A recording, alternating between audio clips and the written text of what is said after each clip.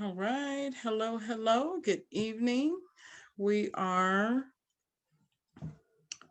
going to begin the sexual health and wellness study session.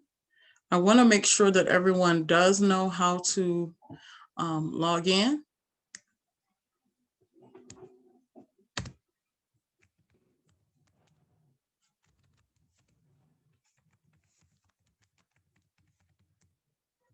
I'll give it just a few minutes in case someone that has not registered on, okay?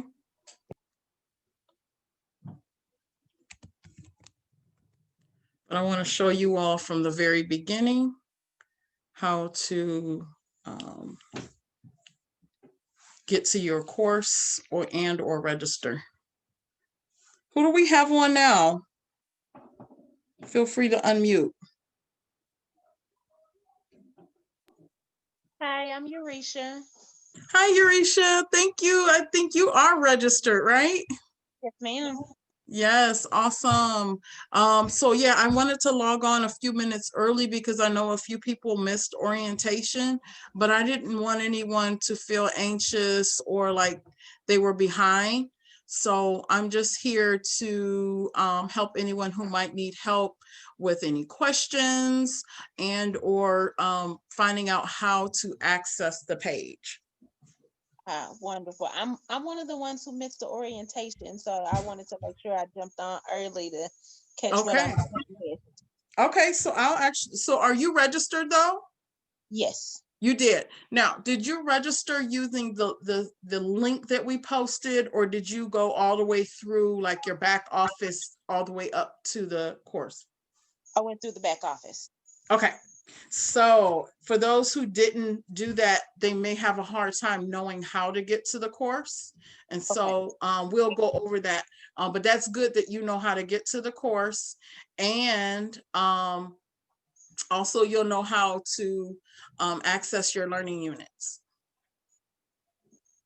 Okay. Once you registered, how far did you get? I went all the way through to where I could click and show what the lessons were. Okay. Okay, that sounds good. Right there. Okay, so the dashboard and learning units are going to be the most popular tabs that you use. And so let me show you that now. Okay. So I go to log in. And then another thing is to save. In fact, let me do that so I can show other people. You can save the tab in your favorites. So if you see, you can see my screen, right? Yes. Okay, so where I have the tab sexual health and health course, I saved it to my favorites. If you click on that and you bookmark it and it can come across on your tab, then you're not always logging in. I mean, not always having to go through that full pathway through your COO to get to this course. That is very smart. Thank you for that, for reminding me of that. And I'm actually trying to get back to it, and I don't remember where I went to go through. Okay, so we can go from the beginning stage then. Okay. Who else joined me? I got somebody else coming through. It says connecting audio, so I'm gonna give them a second. So then that's good for us to do both ways. And I'll and again, this will be on the recording, us going back and forth. Let me see, sign me back out. Okay. So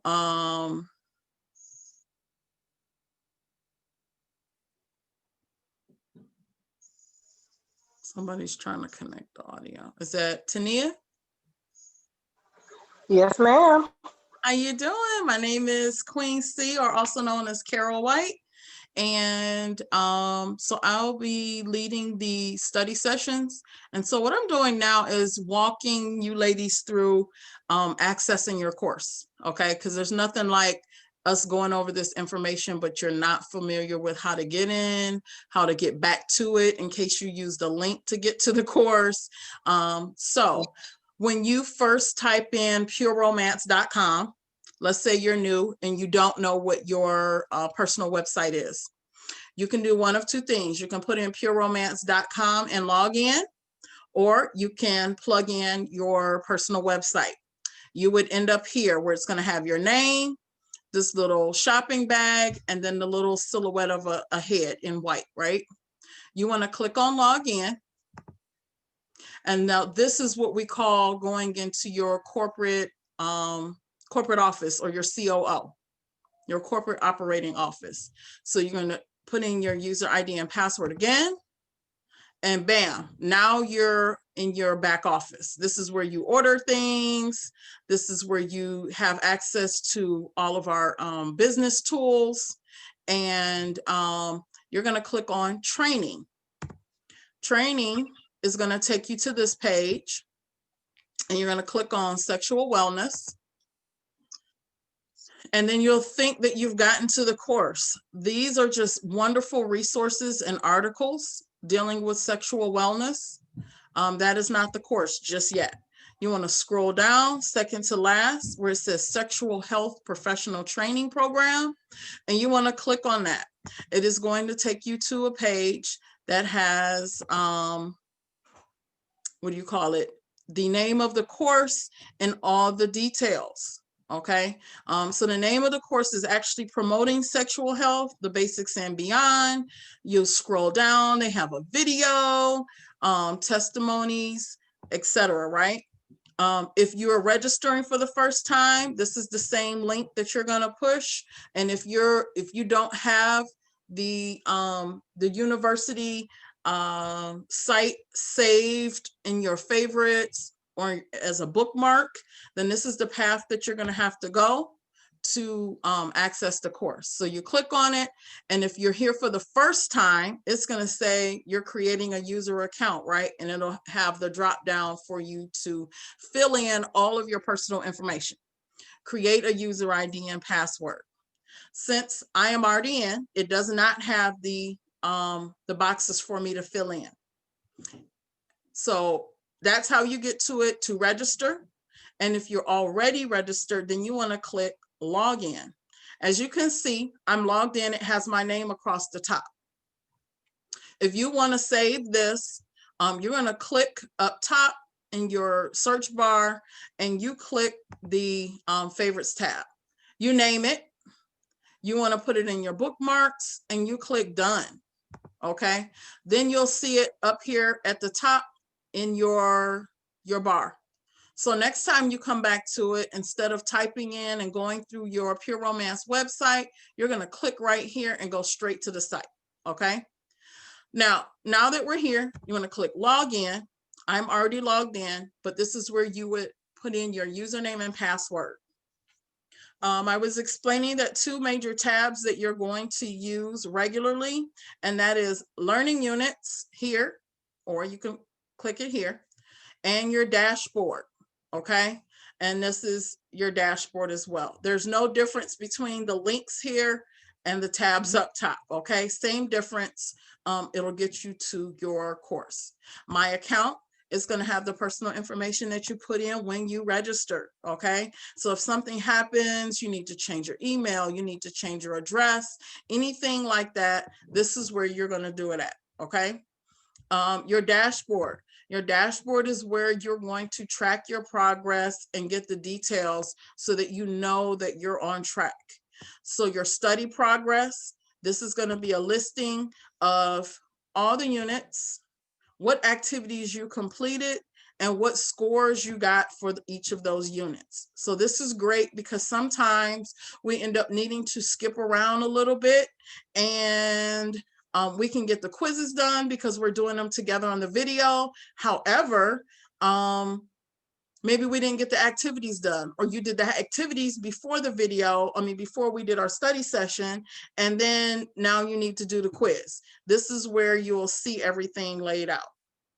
As you complete the assignments by doing the quizzes and activities, it's going to give you a percentage of how close you are to completing the course. You do have to do all of the activities and the quiz to become certified, okay? So we're going to go back to the dashboard. I'm going to hit that tab. Your study hours. Don't worry about this. You do use about 40 study hours to get through the course, but this just kind of has a way of tracking how long you're on the site and studying. It is not very accurate. I'm not sure what they're going by to determine your study hours, so please don't panic here. Okay, your quiz scores, kind of the same differences in your study progress. Your quiz scores individually will be here. And yes, you can retake a quiz. But you do need to have a quiz completed with 80% or above in order to certify. Don't worry though, because we go over the quizzes together. So whether you're on the study session or listening to a recording, you always have all the right answers. And don't overthink it. This is an open book test. This is not cheating. This is knowing where to find the answers. That's what you're doing when you're working with people all day, every day. If they ask you about something that you're familiar with, but you don't know the answer, do you know how to find out the right answer? That's the main thing. So you would open up another tab, go to your Promoting Sexual Health site, and look up the answer within the text if you are not comfortable with answering or don't have the questions that we went over with the answers, okay? This down here, days past, it's going to tell you how many days since you logged into this course and registered. So starting from the first day you registered, it's counting. Okay, you have a chance to do bookmarks within the units, and then you have the activities. Those activities are a must. They have activities for each unit. Some are simple 1-2 steps. Some are a little more detailed, but don't overthink it. Go ahead and move through it. It's kind of your practical use of what's being taught, so it's not hard. There's really no right or wrong answers. You just got to do the work. And they may have in there towards the end that they're waiting for a professor to grade it. It is not true. I'm just telling you. They were just trying to keep a little pressure on there since it's self-paced, and you know, they don't want you to think or believe that it wasn't monitored. I'm sure it's monitored in some type of way, but not to the T or to the extent that they word it here in the units. Okay, I'm really quick going to post because it is 7:01 and we should have a good 20 people here. We have somebody saying they're trying to log into the study group, and someone saying the ID number is wrong. Did you all have a problem getting in? I didn't have a problem at all. Okay. So let me see if I can share straight from Zoom. Copy the invitation. And while I'm still sharing the screen, can I go to my Facebook? Let me see.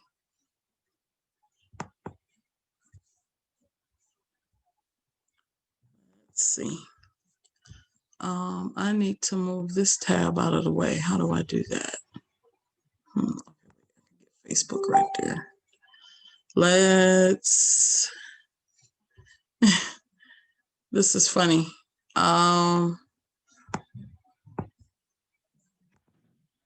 So let's get into the study session. And let's see what we have going on there.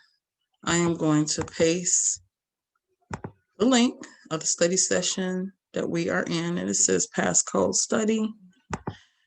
No, there was 2 user ID and passcodes, one to the orientation at the top, and then one on the flyer to the bottom that had the same study meeting ID and passcode that we're going to use every single week.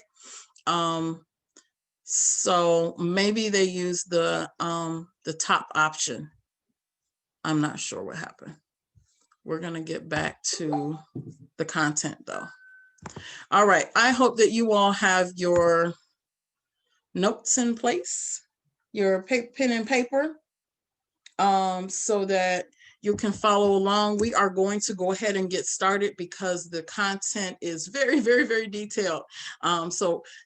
Here we went to learning units, table of contents. We're going to do sexual health promotion doing this work.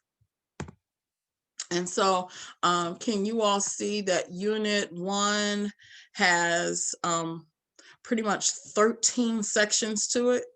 So we're going to try to get through that in 1 hour. So those who missed this beginning portion are going to need to watch that recording. And it takes me about 45 minutes or more to download it, get it on YouTube, and share that YouTube link with you. You don't have to wait for the YouTube link if you have saved my YouTube page. If you've saved it, then not saved, but subscribed and liked it, then whenever you just go to your YouTube channels, you'll see Carol White's channel, and you would see the latest post that I put in there. So you don't have to wait to see it posted in the Sexual Wellness Messenger chat. Okay. Hey, Andy. Yes. Okay, so we're going to go ahead and start with the importance of sexual health promotion.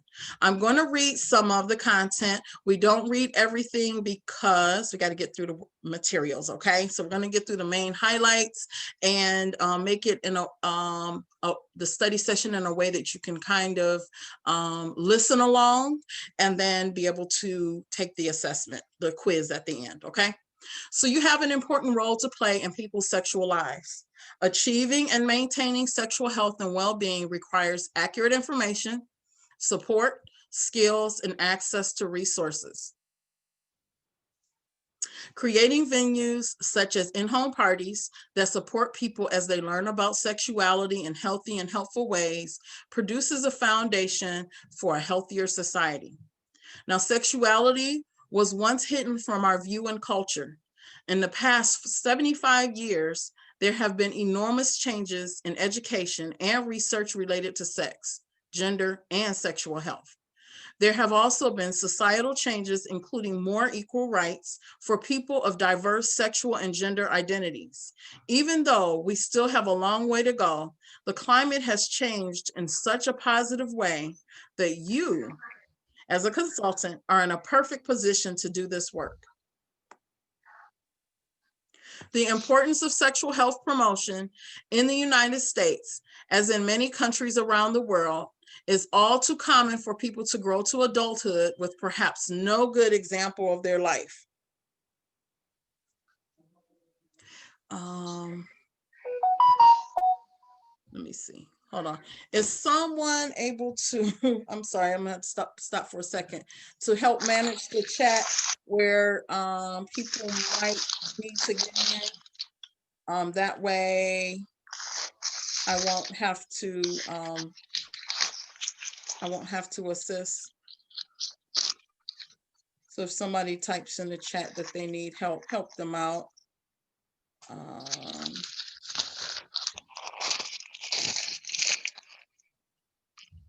Okay, let's see. I sent it over, okay?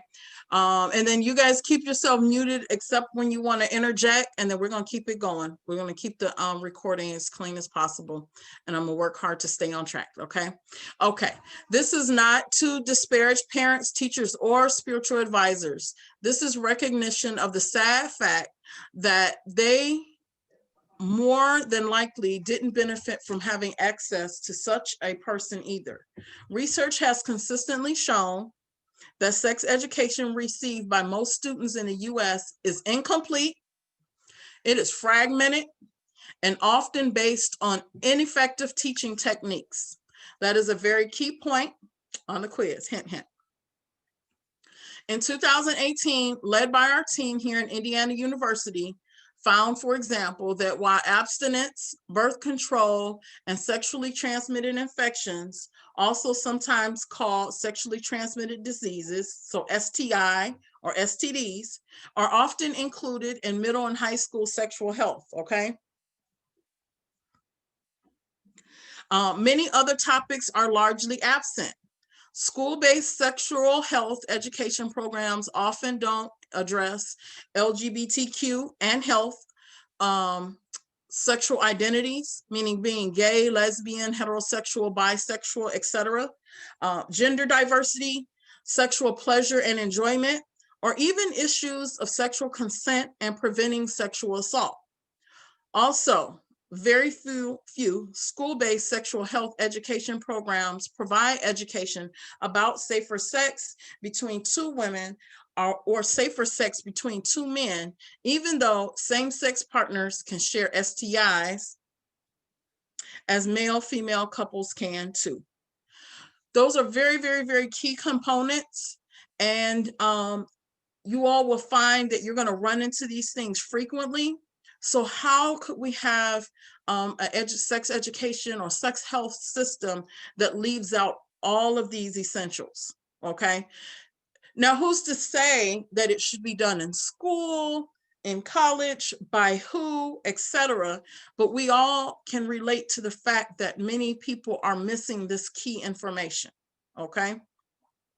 So this lack of sexual health education is particularly concerning, given the Centers of Disease Control and Prevention, or the CDC, has continued to document increasing rates of STIs across the country. So we have some statistical data here that you can reference, okay? And they want to show that in 2018, the CDC released in fall of 2019 had shown rising rates of chlamydia, gonorrhea, syphilis, and that is sexually passed, as well as congenital syphilis, referring to syphilis transmitted to the fetus during pregnancy. Now, this is an important time for you to be supporting those in your community toward improving their sexual lives. Many people don't have role models to demonstrate comfortable, open, healthy ways to talk about sexuality, yet research and clinical practice underscores how critical it is for adolescents and adults to have people that they can talk to about their sexual health questions and concerns. So through here, you'll see some researchers have done a lot of research on the effects of comprehensive sex education, and that it shows that Collar and colleagues' research in 2008 found that comprehensive sex education results in substantially more positive outcomes for adolescents and teens than often used abstinence-only education. So more recently in 2016, a report from the American Academy of Pediatrics emphasized the importance of both school-based sexual health education, as well as ways that pediatricians themselves can deliver accurate sexuality information to their patients. We also know that young people rate their parents as being among the most important sources of information about sexuality, especially as it relates to values. I'm gonna skip around. It says, we found that teenagers whose parents had talked with them about condoms, birth control, and sexually transmitted infections were more likely to use a condom compared to those parents who hadn't had such conversations. So access to accurate information that enables one to make informed decisions about sexuality is a key ingredient to a healthy life. Now, throughout this course, we will be exploring how our sexuality is a part of who we are as human beings. Our sexuality and sexual health are an important part of maintaining an overall health that is a high quality. Now, our sexuality is lifelong, it is fluid and complex. Yet, we often don't have experience talking about it openly. So you, as a Pure Romance sexual health promoter, you have the opportunity to serve as a positive role models to others, okay? So showing how one can comfortably talk about sexuality topics and do so without judgment or shame. That is very, very key. Now, by speaking comfortably about sex without judgment, you are doing what we call modeling positive sexuality communication for those around you. This is the main part of this section, okay? So sexual health promotion is a broad term just used to describe the range of programs, educational interventions, and other activities that provide an opportunity for individuals to gain the knowledge and skill that will support their ability to lead a healthy and satisfying sexual life.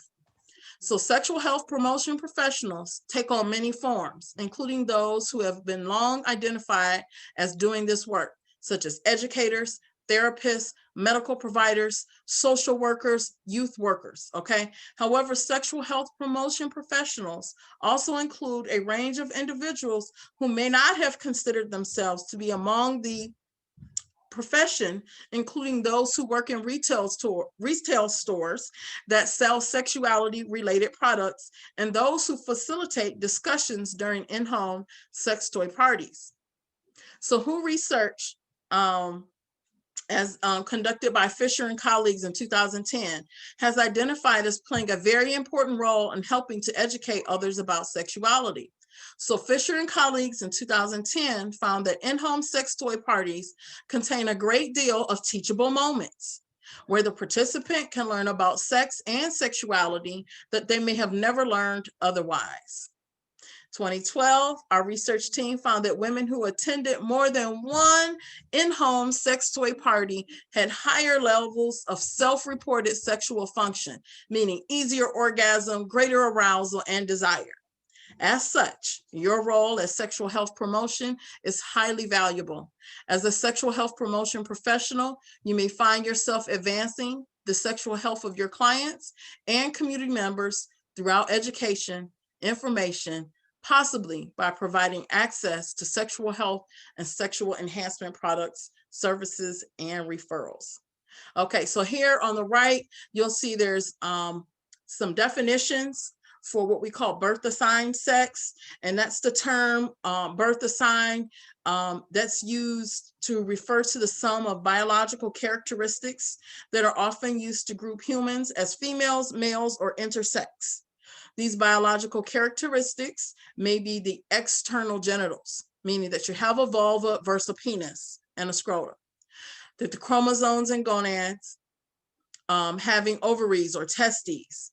So the Intersex Society of North America describes intersex as a term used for a variety of conditions in which a person is born with a reproductive or sexual anatomy that doesn't seem to fit the typical definitions of male or female.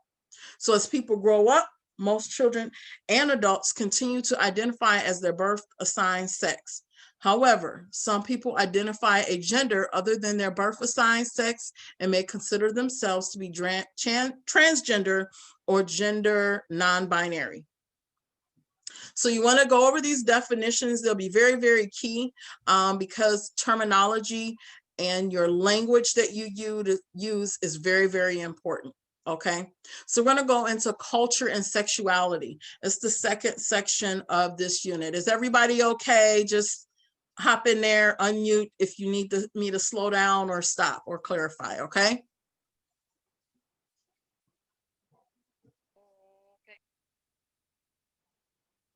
Okay, everybody good? Okay, so culture and sexuality.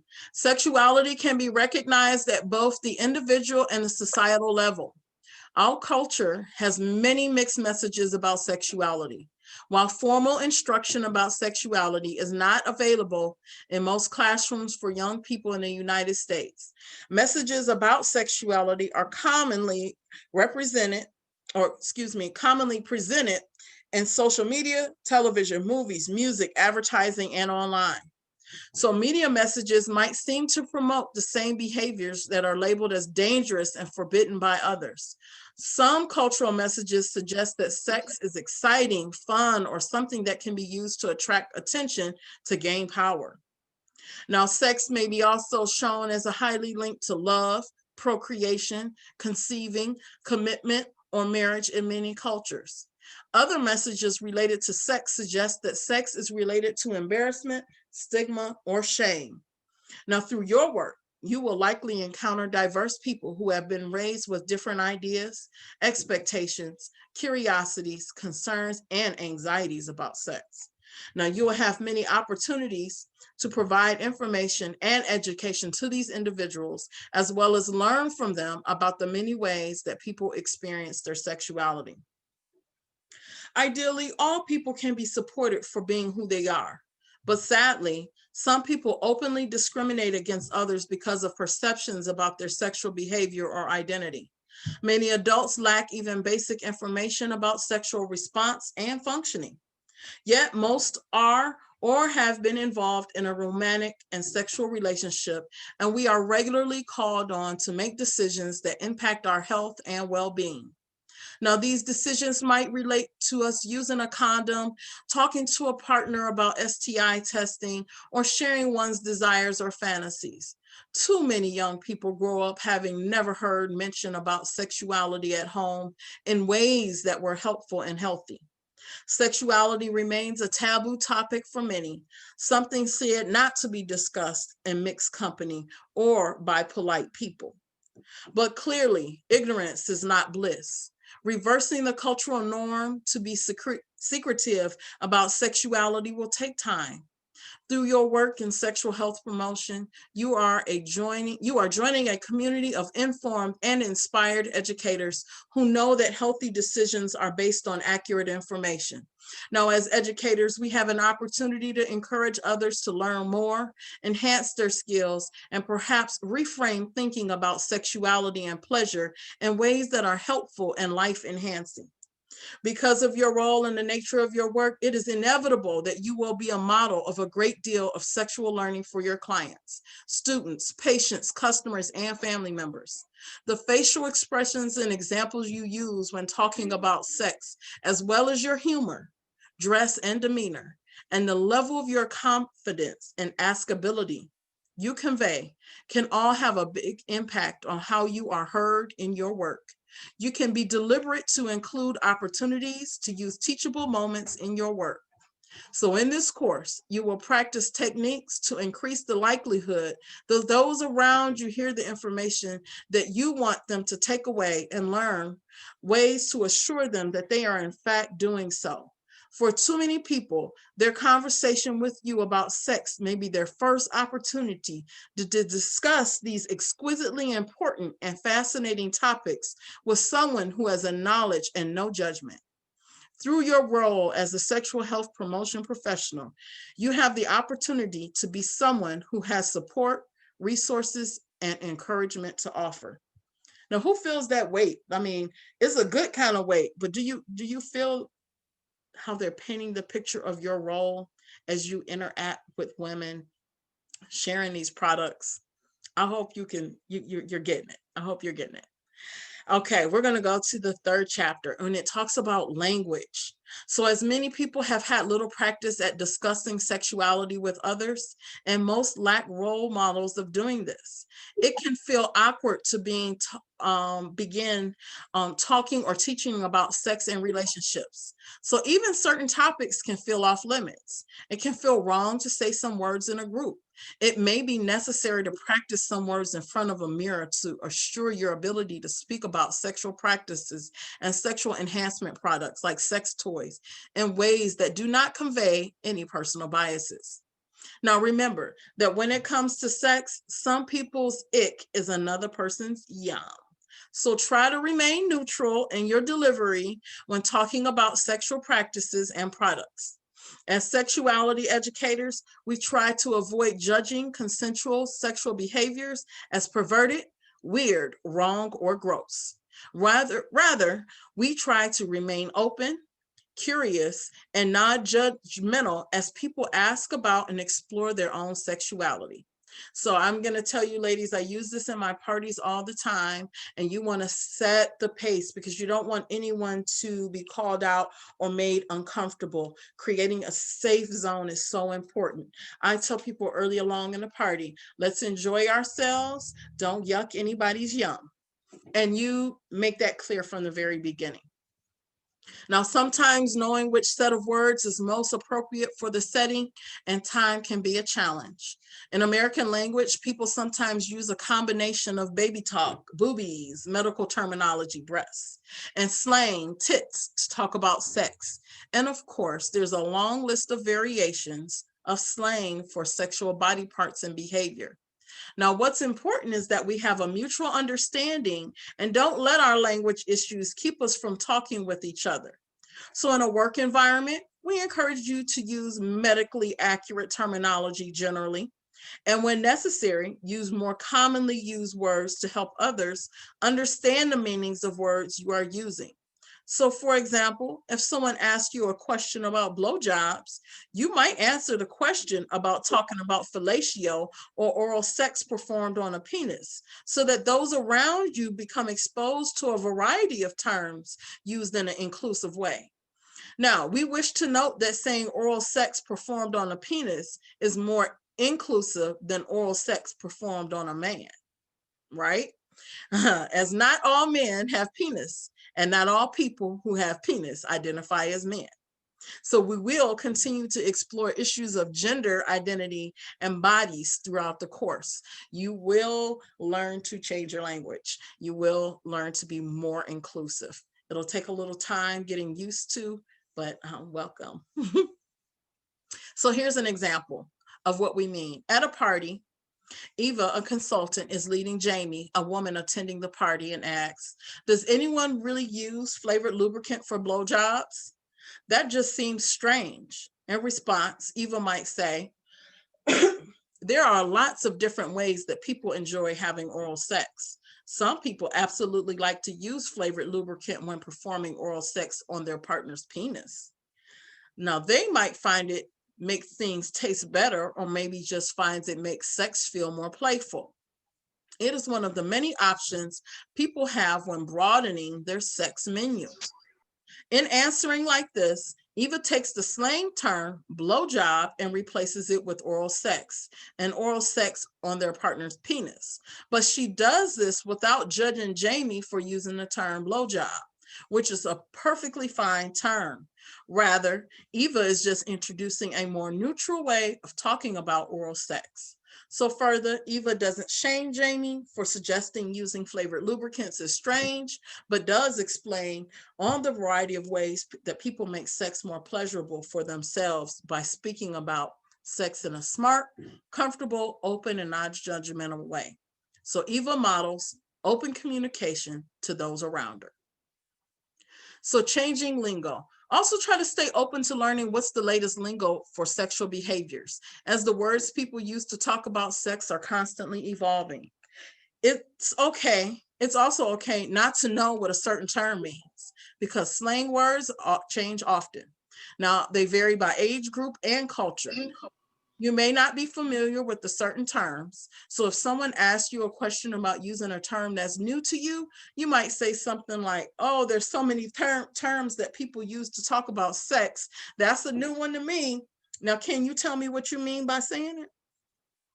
Now, you may find it helpful to pause for a moment and think of 3 words or phrases that are used to describe vulvas and vaginas that you're comfortable saying or hearing, and then 3 words or phrases for vulvas and vaginas that you're not comfortable saying or hearing. For example, how do you feel saying or hearing words such as vulva, vagina, pussy, down there, poo nanny, V-thing, vajayjay, or cunt? Are there certain situations where you are more or less comfortable using certain words? Now, it is common for people to feel comfortable using some words during their sexual health promotion work and prefer to use their words during their private sexual experience with their partner or when talking with a healthcare provider. Now, try the same exercise with words for genitals or words for vaginal sex or oral sex or anal sex, as well as words for masturbation. In your work, you might even ask those around you to share words they are comfortable using or hearing so that you can make sure to be respectful of others' boundaries. Some sexual health educators do this as a part of an icebreaker activity. That is, asking the group to take 1 to 2 minutes to list every word they ever heard from vulva or vagina, and then taking a few minutes to talk about some of the terms and how the group feels about them. Now, you may find some terms are experienced comfortably, whereas other areas carry a baggage of shame, discomfort, or anger. By using this as an icebreaker, you have an opportunity to help those at your party get practice saying sexually related words. And when you come to some common ground or agreement about those words, your group will choose to use or avoid in a party setting. So one of the games we play, ladies, especially in person, we have a game where you can have name tags, and the person would come up with a sexual word that begins with the first letter of their name. So like my name is Carol, I would choose clitoral Carol. But I provide sometimes a list of all these wonderful sexual words, and then we have fun. If you're doing it on Zoom, you can have people change their Zoom names and give them their sexual name. It's giving them a safe place. It's fun. It's okay. It helps people to be a little bit more comfortable, and it's a little funny, and some people are a little more shy about it. But we have games that we play that are similar to this activity here that they're describing. So just keep shadowing parties if you're very new. Privacy, disclosure, and values. When it comes to personal privacy, some people are more comfortable with self-disclosure than are others. So try thinking about circles that extend further away from yourself, with each circle representing a group of people in your life. So you have your closest inner circle, which we call your intimates. And then the next circle out is a little bit further from you, are your acquaintances. And next, the furthest out is the public. Now, you can imagine how people in each group are different from those in the other circles, and only you know who in your life fits in each of these circles. So now think for a moment about which people you would share information like your weight, your preferred way of masturbating, how often you have sex with a partner, or if you feel dissatisfied at some aspect of your body or your sexuality. So just pay attention to where your level of comfort with sharing is and with whom that comfort lies. Intimates, acquaintances, and public. Hint, hint on the quiz, okay? It is not better or worse to be more or less private, nor is it better or worse to be more or less comfortable sharing information with others. People simply have different levels of privacy, and in your work, remember that you and those around you will be in different places on your needs for privacy about the variety of things that may come up. Sometimes people are surprised that after some initial nervousness and laughter, that they enjoy experiencing an open and safe space for discussing topics such as sex. For some people, it can feel liberating to be able to talk about sexuality with others. Others might feel uncomfortable or nervous talking or even just listening to information about sexuality. When talking with others about sex, it is a good idea to let your group know that no one has to say or do anything that makes them feel uncomfortable. As sexual health educators, we often go one step further. We often start a group session by talking about ground rules. This may include that what we say stays in a room, everything is confidential and not shared with others, and what words we will use and what we will try to step forward and step back. This means that we try to monitor ourselves. If someone finds themselves doing much of the talking, they might need to step back and let others talk. If someone is being extra quiet, it is up to them to consider stepping forward and being a part of the conversation.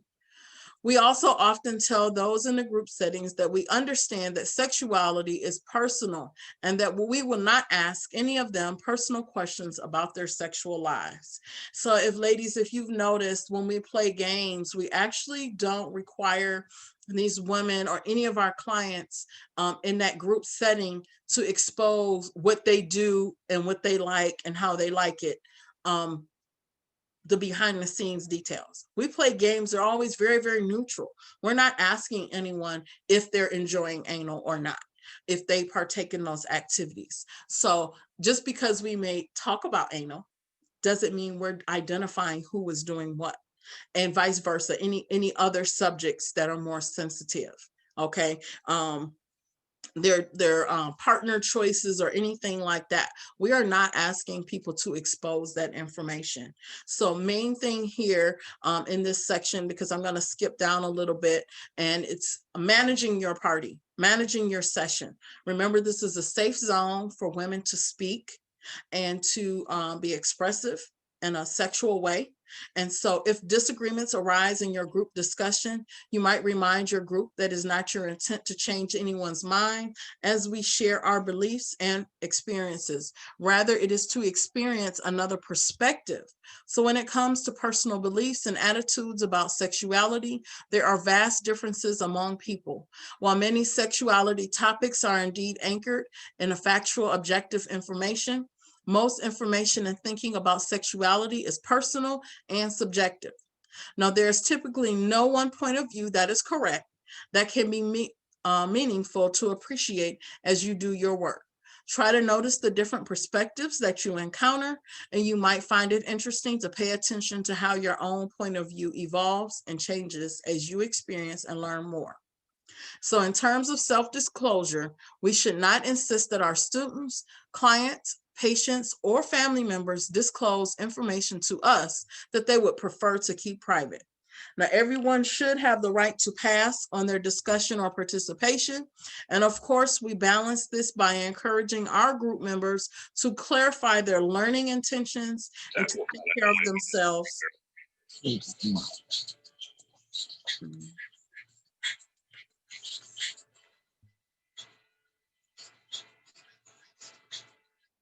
We'll sit in here and this Give me just a minute, you guys. dripping fast enough. I'll just put in a different size one. Let me see what's going on. All right, is everybody muted now?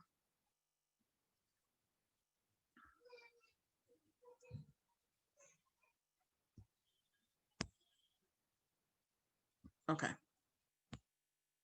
Thank you, thank you. Okay, so we're just talking about that disclosure. So of course we balance this by encouraging our group members to clarify their learning intentions and to take care of themselves as we support each other in learning. Only they know what is helpful to explore and integrate for themselves. So you shouldn't have anyone asking you your personal sex life questions, just like you're not asking them theirs, okay? So establish those boundaries, privacy, disclosure, and keep the values high. Personal attitudes about sex. It is said that when providing sexuality education, we are a tool, we bring the work. That who we are can speak so loudly, no one hears a word we say. We can have an influence as an educator that extends beyond our direct work with a client, student, and patient. As the leader or facilitator of a group, we are granted a special privilege and some temporary powers of sorts. With this comes the responsibility to not inject our own personal biases as a part of the educational experience, at least not without naming them as such. To do so is unethical and unhelpful to your efforts to create a safe space for learning as a group.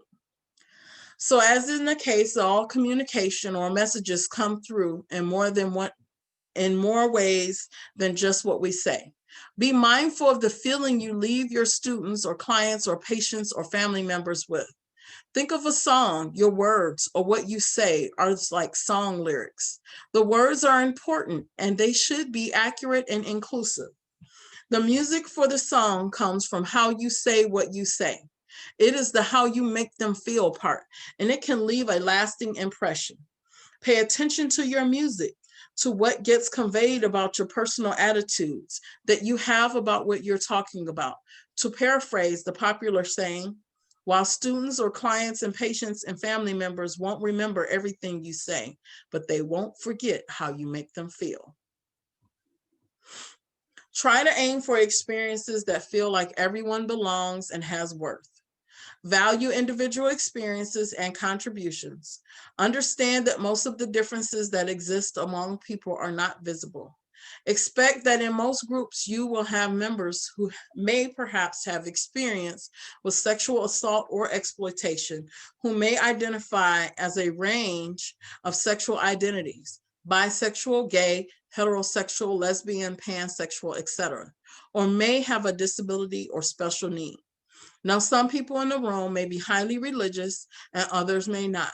Some may value polyamory and others may value monogamy. There's also often more gender diversity than is apparent by how people look as a result. Some people like to start group learning experiences or parties by sharing their pronouns and going around the room while others share theirs. In practice, this means that the facilitator, you, might say something like, I'd like to give us all an opportunity to share our pronouns. I use she, he, hers pronouns, though they, theirs, and theirs pronouns are also fine with me. And then signal to the next person to go. Having already reminded people that they can pass over any question during the party. You won't usually know the level of diversity in a group, but assume at least some diversity of experience exists within your group. Remember, there's often much left unsaid about our private ideas and experiences about sexuality, even among people who are otherwise very close. Now, we can't avoid having personal beliefs about sexuality topics. We all have personal beliefs and biases. And in order not to have those be obvious and perhaps distracting in our work, it is helpful to more clearly know which issues particularly cause strong positive or negative feelings for us. So take some time and think specifically about your beliefs around some topics. Reflect about how your family and others who have been important in your life might have modeled thinking about the topics such as nudity, sexual pleasure, gender roles, and how sex fit into your relationship and life. So if you find that supporting any of the curriculum assumptions will be challenging for you, explore this further. Checking your attitudes is an ongoing part of the work. Those who seek professional certification as a sexuality educator are required to complete a workshop called a Sexual Attitude Reassessment Workshop, SAR, which is especially designed to assess their sexual attitudes as a high level of self-awareness in this critical work. So in this unit, we're going to have the interactive activity that you see down here. This right here, that interactive activity, the first activity is asking you to rate yourself on a series of subjects. How do you feel about abortion on a rate of 1 to 10? How do you feel about gay or lesbian? And you rate it and you leave your comment there or your thoughts. Not difficult homework, is it? Those assignments aren't bad. They just want you to apply yourself, okay? So we are in 6 and we got to get to 13 before the hour's up. We're doing good. Thinking critically about human sexuality. So it is often difficult to separate truth from fiction due to how much we are inundated with information about sex and sexuality throughout many forms of mass media. So you have the internet, newspapers, magazines, TV shows, movies, all cover many aspects of sexuality. Some of that information is accurate, but as an educator, it is important to be critical about the information that we receive through these forums so that you are better able to serve the needs of the people you work with.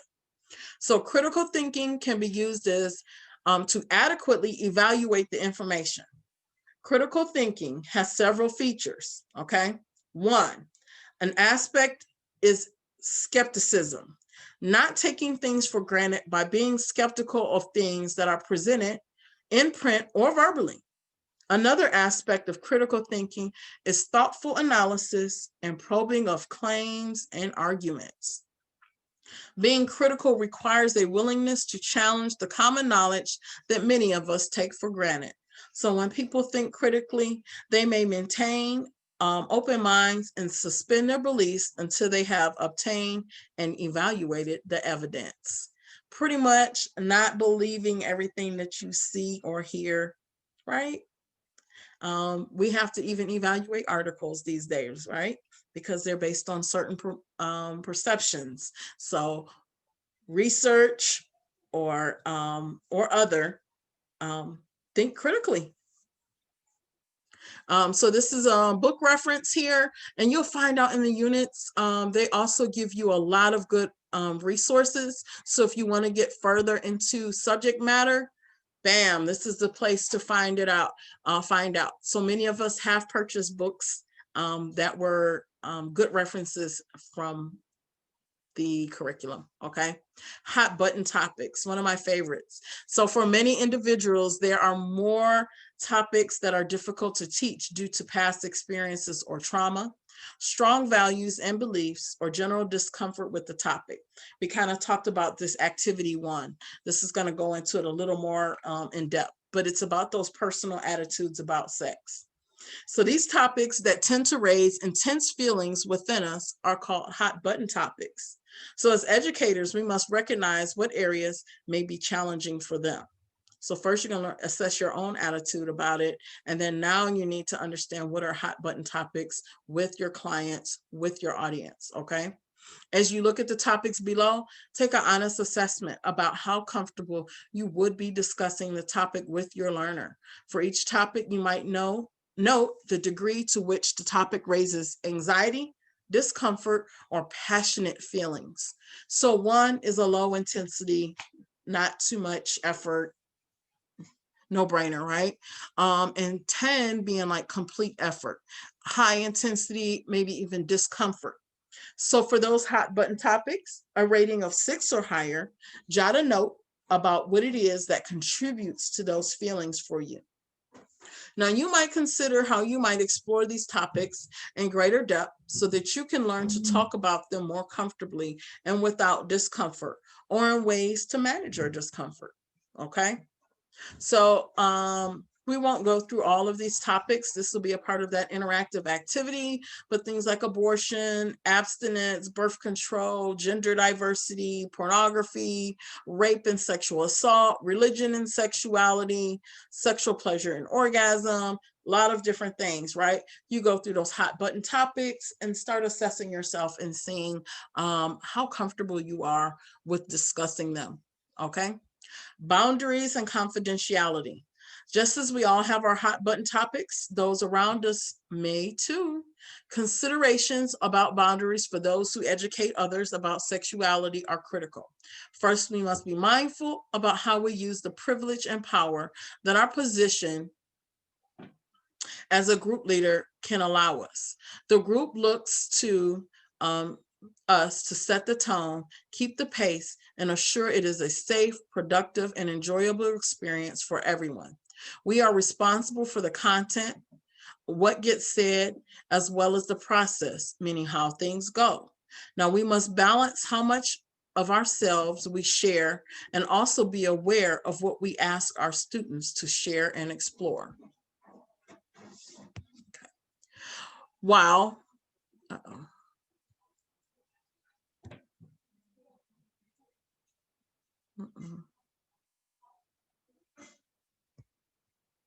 I didn't mean to do that. Sorry.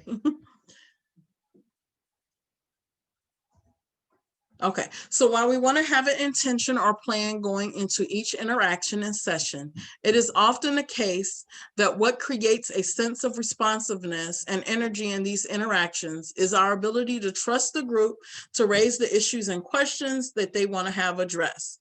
This is best achieved when we go in with a firm idea about the big ideas and essential questions we will plan to address in our time together.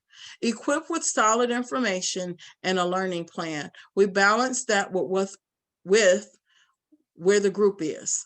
So sometimes the best plan just isn't what this group needs at the time. So try to be flexible and open to the needs of those around you. Confidentiality is an aspect of setting the tone for your group that establishes a boundary in terms of what gets shared beyond your group. It is a good idea to encourage folks to agree to let what happens stay in your group. What happens in your group, stay in your group. This means that group members should agree that they won't tell other people what was said or who said what. Be sure to establish these ground rules at the outset. In some groups or in some settings, protecting the privacy of your students, clients, and patients might take more discretion than in other situations. This might be true for groups of family members or co-workers or rural communities and small towns.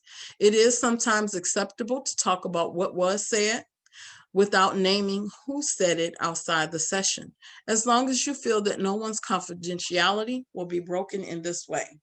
That said, in small communities or groups of friends, people can often figure out who the person is that is being talked about. So we urge you to consider how you can encourage others to maintain that confidentiality. So there are important exceptions to this confidentiality rule.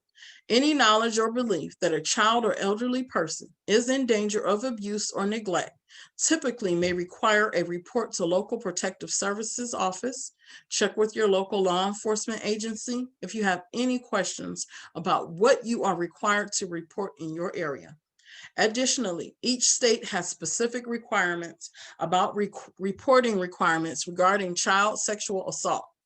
Each state defines sexual behavior for underage minors differently, and some consider any sexual behavior with young people under certain ages to be legally defined as sexual assault and therefore reportable crimes.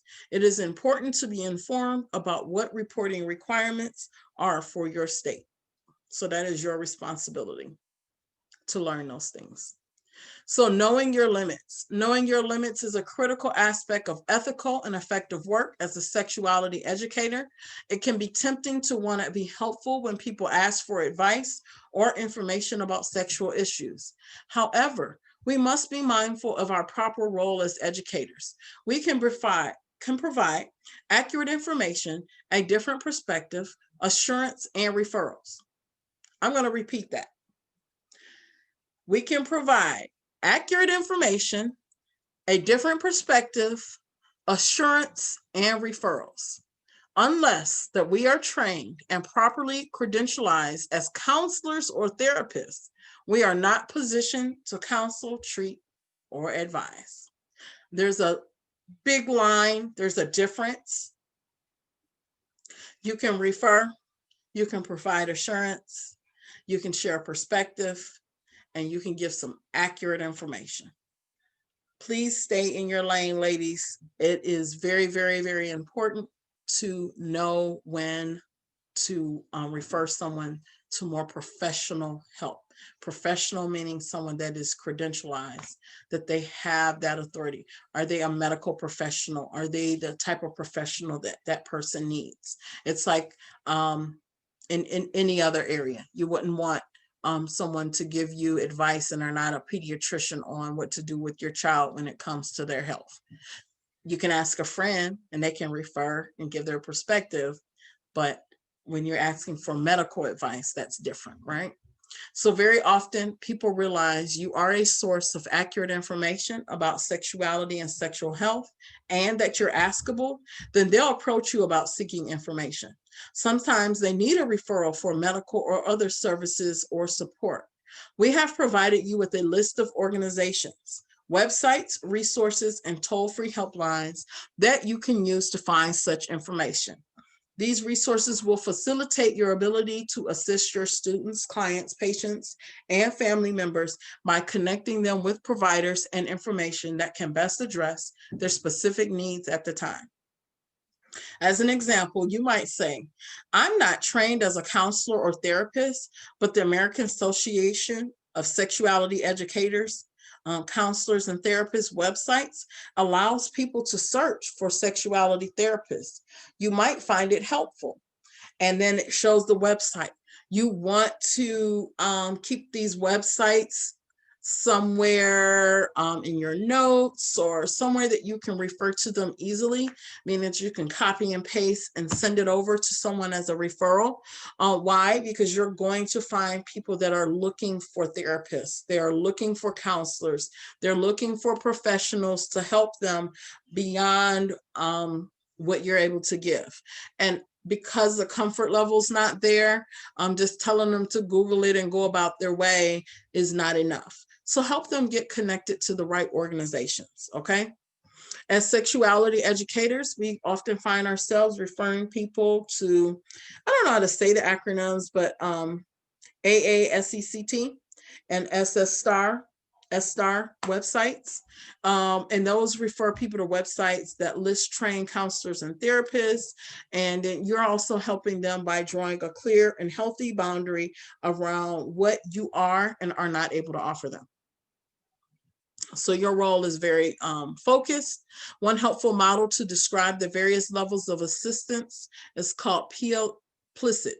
Okay, this model starts with permission giving. At this level, friends, partners, and other supportive individuals can be helpful by acknowledging normalcy and acceptance for someone's thinking or desires. So for example, saying something like, many women are curious about masturbation and vibrator use gives a sense of acceptance and permission to explore. The next level is limited. Limited an eye for information giving. It can be critically helpful to have the benefit of accurate information. Gaining knowledge about a topic can shift attitudes and change behavior.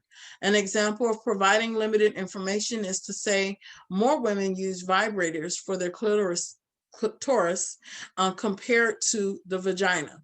But a vibrator can be used on all sorts of the body parts, including the breasts, the penises, the scrotum, the thighs, backs, and so on.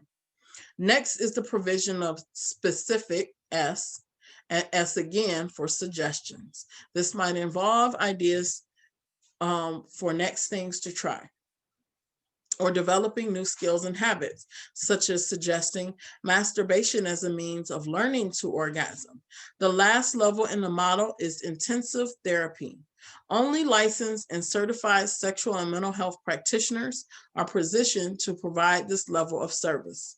Many factors, including medical issues, interpersonal relationships, past trauma, or addictions, can impact and overlap with one's sexuality.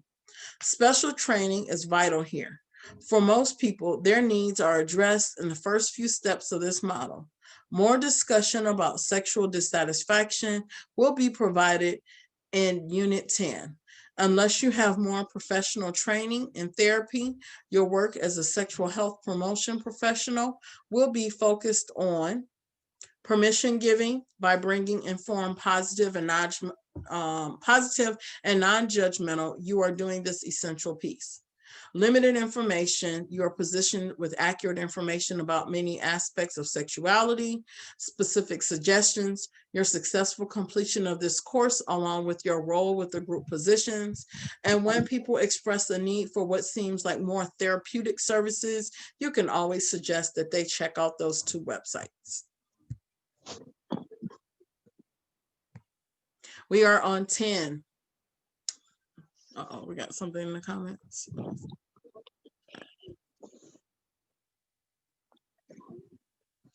Hold on. Okay. All right, I was checking on the chat, make sure we were good. All right, some thoughts about behavior change. Because educators may often find themselves providing others with specific suggestions as to how they might change their behavior or try something new, it is important to consider several key issues related to behavior change, such as teaching is not as simple as telling, and behavior change typically is not simple as someone knowing that they should make a change. So even having the skills to create change doesn't necessarily make it happen. Oftentimes, gaining accurate information or new perspectives about sexuality can encourage people to increase health-promoting behaviors in their lives and reduce behaviors that might pose more risks. So this can take time and sense of readiness, which may not happen overnight. Also, I'm gonna need some water. So also change tends to be more successful when it is something that is wanted by the person. No matter how good your intentions may be, other people may not be ready for change or may not be interested in a type of change you are suggesting. Behavior change can be elusive and in some cases may be the best supported by services that are more complex or sustained that is possible within the scope of your role as a sexual health promotion professional or educator. So keep in mind that people have diverse ways of experiencing their sexuality and their lives, and with their ideas about their sexuality may be different than yours, but just as noble, enriching, or informed by personal, cultural, or religious values. So we're going to go to self-disclosure. Using an educational setting to tell people about their own sexual desires or sexual behaviors, relationships, or opinions can be unprofessional and distracting. While it is a great idea to find fun ways to connect one-on-one with members of your group and build a sense of mutual support and positive intent, it is critical to not focus too much on ourselves.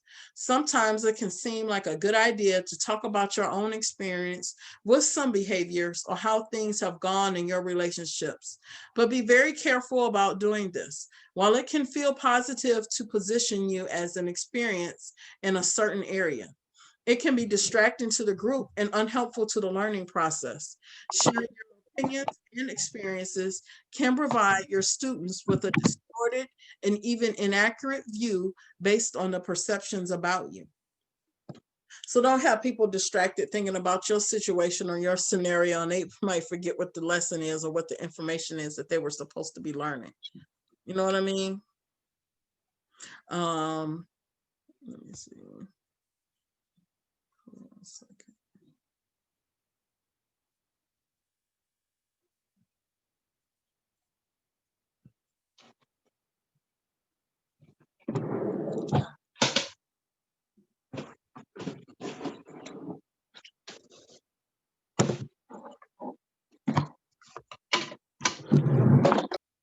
Okay.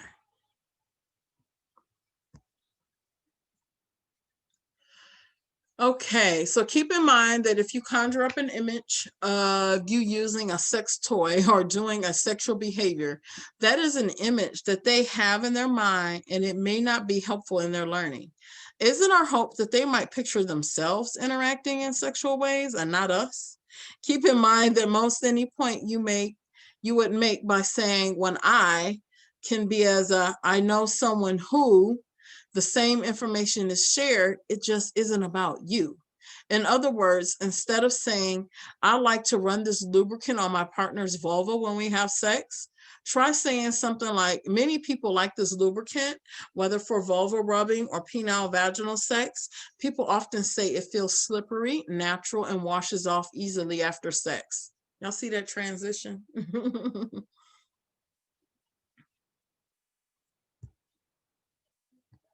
Adult learners. Facilitating a learning process is always an adventure. So when working with adult learners, remember that adult learners learn best when learning materials are varied, okay? Hands-on activities, emotional connections, illustrations, etc. Adult learners are best when they can anticipate what they will use when they learn what they learn somehow. They can imagine how this can be helpful, right? Threats and the need to protect one's self-image are minimized. Is this a safe place? Is this something that they're going to be worried about how people are going to look at them? Participation opportunities drawn on the existing wisdom within the group, okay? The experience can be as self-directed as possible, and sessions are well planned, organized, and prepared for. Adults do better when they kind of know what to expect, right? With purposeful session planning, we will encourage our group in the session activities. If they aren't getting it, we know it then, and we can best respond by reframing, exploring, and looking at other learning methods. So you want to think about learning experience you were in once that didn't go well. What about the teacher or the experience made it go badly? Okay, what can you learn from that? How can you use that as an educator yourself? Oftentimes, people say we can learn from experience. In fact, it is essential to examine an experience in order to enhance your ability to learn from it reliably. So otherwise, it is very easy to make false assumptions about an outcome. It could be that from the above example, one might conclude that they were a poor student in a given topic. And as we see from examining the experience more closely, there were things about the educator and experience itself that causes it to be ineffective for us. Another tool utilized routinely in the curriculum is experiential learning. In experiential learning, we recognize the importance of each step in the learning cycle. So we have shared experience, we have name what it is, we have pull out, so what I can learn from this experience, and we have identify the now what. Do I apply it in my life or work? So it only takes a few minutes to do, and it is very powerful. It is not enough to do learning activities. We must facilitate a process for our students to learn from the activities. We do this by stopping to occasionally ask, what did we just do? What can we learn from it? How can we use that in our lives? So you see the circle, the experience, the what, the now what, the so what, and it just goes round and round. So recognize that different people learn in different ways, and we can all learn. Some like language. Others learn best when music is a part of the experience or movement is involved. Some prefer a mathematical or logical framework, while some choose an interactive or introspective approach to learning. So as educators, we can easily rely on activities that appeal to the style of learning we tend towards. Be purposeful to use a few different methods during a session. Variety in teaching methods is the best way to help all types of learners in your group engage and benefit from the process. And we are going to go to responding to questions. Everyone's learning can be maximized through answering students' questions as broadly as possible. Answering questions provides a rich opportunity to generate interest discussion in a group. Be positive and approachable. Reward questions by smiling and saying, I'm so glad you asked, or great question. Also try to model setting limits in your responses. For example, if someone asks you what your favorite sex position is, even though you've already established a boundary that no one will ask each other person's sexual question, you might say, well, many people are curious about each other's sexual lives. But at this party, we aren't asking each other direct questions about each other's sex lives. That said, I can tell you that some of the most common intercourse positions worldwide are missionary, partner on top, and rear entry. There are also many ways to have sex, including oral sex, toy play, and massage. See how they just brought it all together and redirected. We're making you teachers here now. Hello, educators. We also recommend using correct terms such as vulva, penis, vaginal intercourse, oral sex, vibrator, etc., and model a willingness to admit when you don't know an answer, but find out and let them know later. If possible, when someone asks you something you don't know, as happens to all of us, you might say something like, that's a great question, and I wish I knew the answer, but I don't. So I'll try to find out and get back to you within a week. There are several types of questions about sexuality. Knowing what kind of question is really being asked helps you to address the real question, or sometimes the questions behind the scenes. So here are some tips to responding to questions from your learners. I'm not going to read this part. We're going to go ahead and go through the quiz. But very good resource here about how to answer questions, okay? So here's a list of references that were used in this unit. And now we're going to go to the quiz. All right. So I would like you all to unmute and answer freely, okay? And it looks like I have about, let me see. We got about 12 participants, so everyone not at once. So I'm going to read the question and go ahead and unmute and answer, but we'll do it together, okay? So 1, as an educator, sharing your opinions on issues and personal experiences related to sexuality is a recommended teaching technique. Is that true or false? As an educator, right? We do not want to share our personal experiences, right?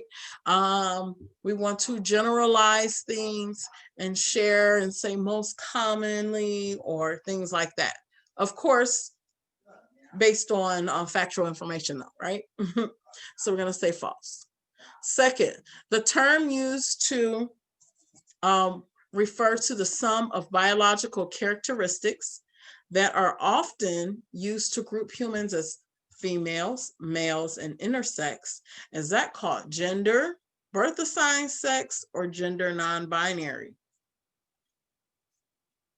Gender non-binary.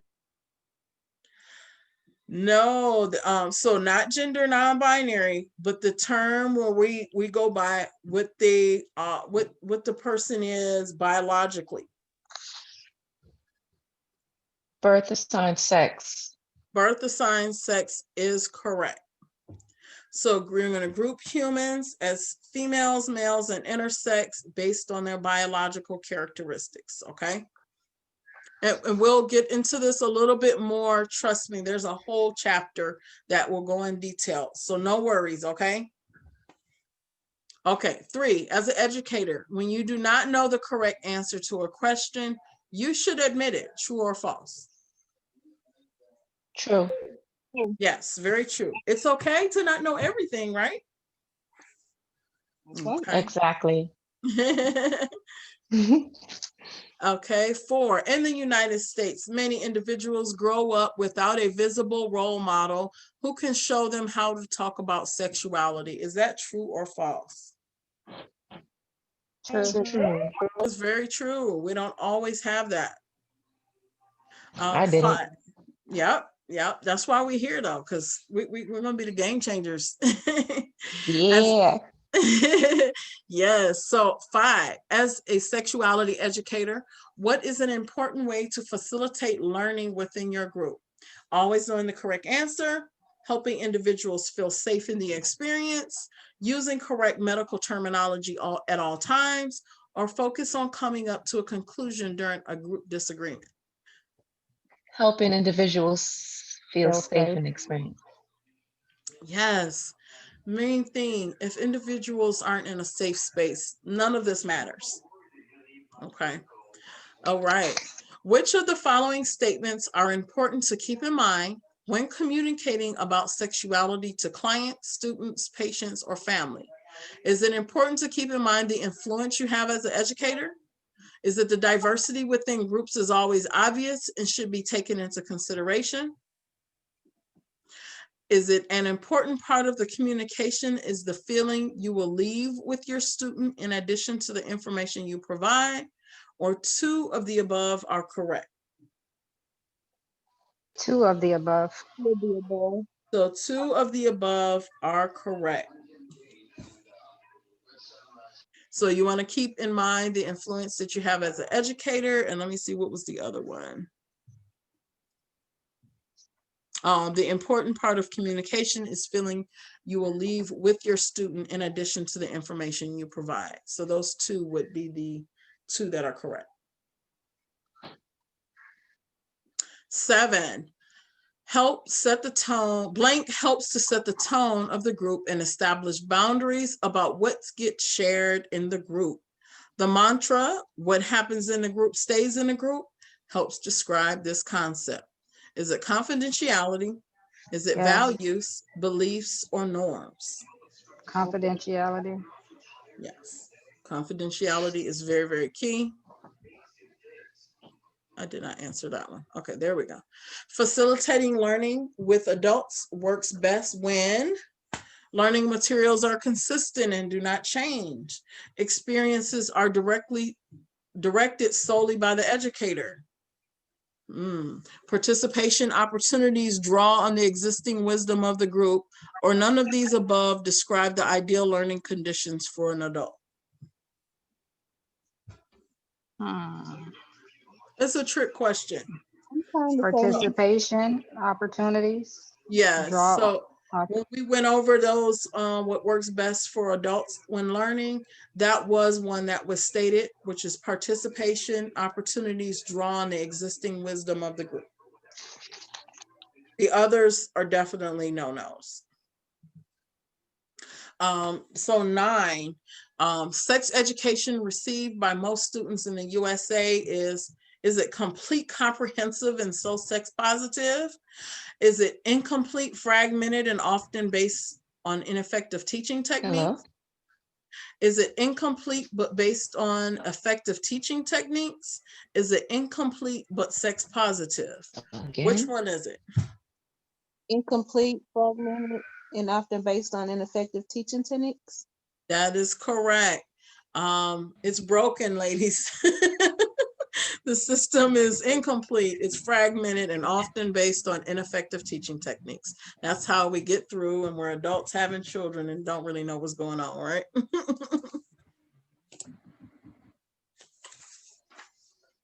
That's how that can happen. So research has shown that comprehensive sex education results in substantially more negative outcomes, substantially more positive outcomes, neither positive or negative outcomes, or increased rate of teen pregnancy. Substantially more Comprehensive sex education do. the second Neither one. positive or negative outcomes. So you're gonna get, so it was on 10, right? Yeah. Let me make sure I got that.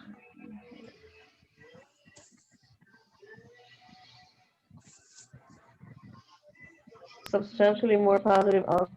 So you're gonna get substantially more positive outcomes with comprehensive Okay. sex education. So Okay. with comprehensive sex education, you're not gonna get negatives, and you're not gonna get neither negatives or positives, and you're not gonna get an increased rate in pregnancy, teen pregnancy. You're gonna have people with more educated, being able to make more educated decisions on their sexual lives. Okay, 11, teachable moments are what? Moments during the educational seminar that the class asks questions.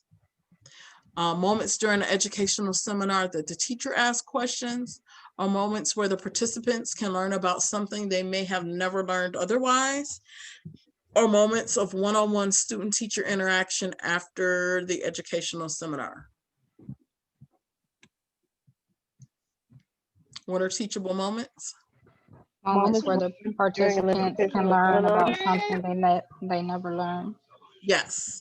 So moments where the participants can learn about something they may have never learned otherwise. Yes. 12. How should your language impact the way you teach? Is it the delivery of your language should remain monotone? Your language should represent your personal views of the topic. Your language should aim to please all participants. Your language should remain neutral when talking about sensitive issues as to avoid conveying personal biases. Which one of those in 12? Should remain neutral. Absolutely. We don't want to offend anyone, because then we're going to breach that safe space, right? They're going to find a level of discomfort. So we're going to go to 13. What are the 3 circular levels of closeness? Is it intimates, acquaintances, and the public? So remember that circle we had with the colors, and it was like blue, green, and some other colors.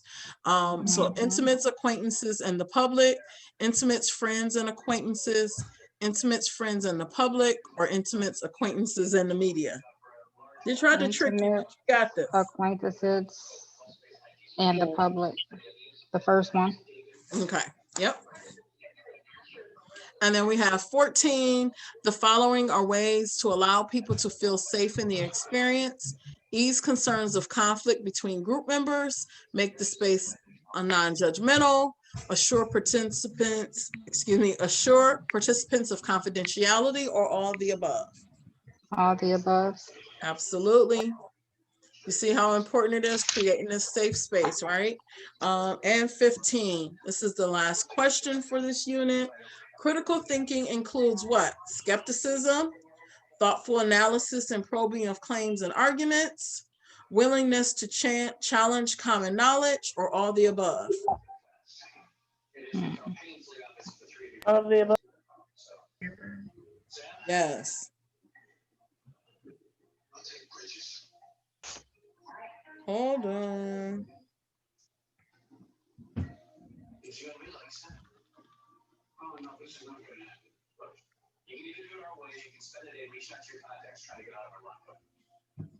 All right, so we're going to submit the answer, and then this is how it goes. So if you didn't do it along with us, please hop on here tonight and do your quiz, okay? This is going to help with that percentage and you getting your work done and those activities that go along with it. So you see, correct. If you had any questions, this is how it comes out when you do it. It will give you a little explanation. It'll have the, it'll tell you when your answers are correct or not. And if you get something wrong, it'll tell you the right answer. Okay. Mm-hmm. So we just go to that school and do it there? Yeah, so you can skip around. You can, like, you're watching my screen now. So we could click on go, back on one. Then you would scroll down to the section where it says assessment. You could do your activities and you can go straight to quiz. Bam. When you come back to it, even though we just did that quiz, look, all the answers are blanked out. Okay. Your So score just is log in there. into that school and, So and do the course? yeah. Yeah. Okay.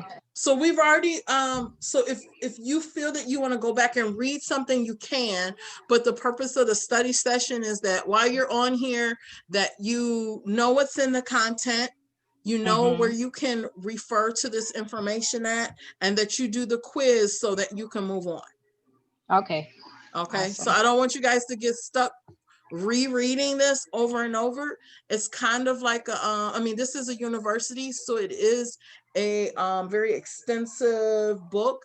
You wouldn't read your biology book over and over and over again, but you would know where to find certain things, right? So look at this like as your reference. You know where to find certain things, but don't try to know the whole book. Right. Okay. Okay. Don't do that to yourselves. Okay, so we're gonna go. So the only thing that you'll have to work on after this, getting that quiz complete and the interactive activities. Okay, sounds good. Okay, so on unit 2, a holistic model of health, there's a few chapters. We're gonna go through that and do that, do the quiz, and then we're done. Okay, so we got about, 40 more minutes left. A lot of information. If you do have to hop off, then you just have to be committed to getting back on, listening to the recording or doing the reading yourself. Okay. But we're doing like 4 hours a week and getting most of this out the way. Let me just check what's going on in the chat. Hold on.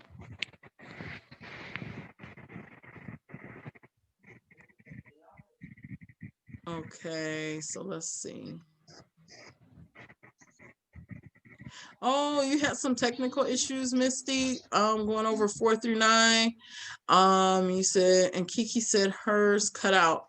Haha, I am so sorry. I can help you offline, but in order for us to finish the second unit, we're gonna keep going. But no worries, you'll have the recording and I can help you in the chat, okay? Let's do that so that we can stay on target. So components of sexual health. So approaching sexuality as a part of the human experience helps to set the stage for keeping informed, reducing risks, promoting health and happiness in this area of our area of life for ourselves and others. So this unit provides a framework for a whole person, lifespan perspective about sexuality, and it provides a broad overview of the many topics which will be addressed in more depth in units that follow. So again, don't worry that we touch on some things. We're going to go in depth, trust me. Components of sexual health. Just as being mental healthy involves more merely than not having mental illness, being sexually healthy involves more than avoiding sexually transmitted diseases and unintended pregnancies. Healthy sexuality encompasses how we feel about our body and its ability to experience sexual pleasure, affirming our own and other sexual orientation and identity, interacting with people of all genders in respectful ways. It includes avoiding exploitative relationships and exploiting others. It includes maintaining meaningful relationships and being able to experience and express love and intimacy, making informed choices in accordance with your values, educating others about sexuality, and then it includes practicing health promoting behaviors such as checkups, exams, and risk reductions. These are the main components that sexual health is missing in America. They're not covering this right here. Where do you get it from? You're not going to get it from your PCP, your primary care physician, are you? If you didn't get it in high school, you can depend on your parents maybe, right? Other than that, where would you get these things? So throughout the course, we will be taking a broad perspective in our approach to sexuality, and as we will demonstrate during our whole lives. Sexuality is a part of who we are, and this extends well beyond concerns related to genital behaviors we might engage in and what can happen because of those behaviors. Sexuality contains an interplay between biological, psychological, and social components. And this is referred to as a biopsychosocial approach to sexuality. So throughout this course, there can be emphasis placed on the roles of biology, which means maleness or femaleness, or being intersex, and the influence of genetics, hormones, psychological factors such as motivation, attitude, or emotions, and social learning. The process of learning from others around us, people may differ in terms of the way their sexualities have been shaped based on a combination of those factors.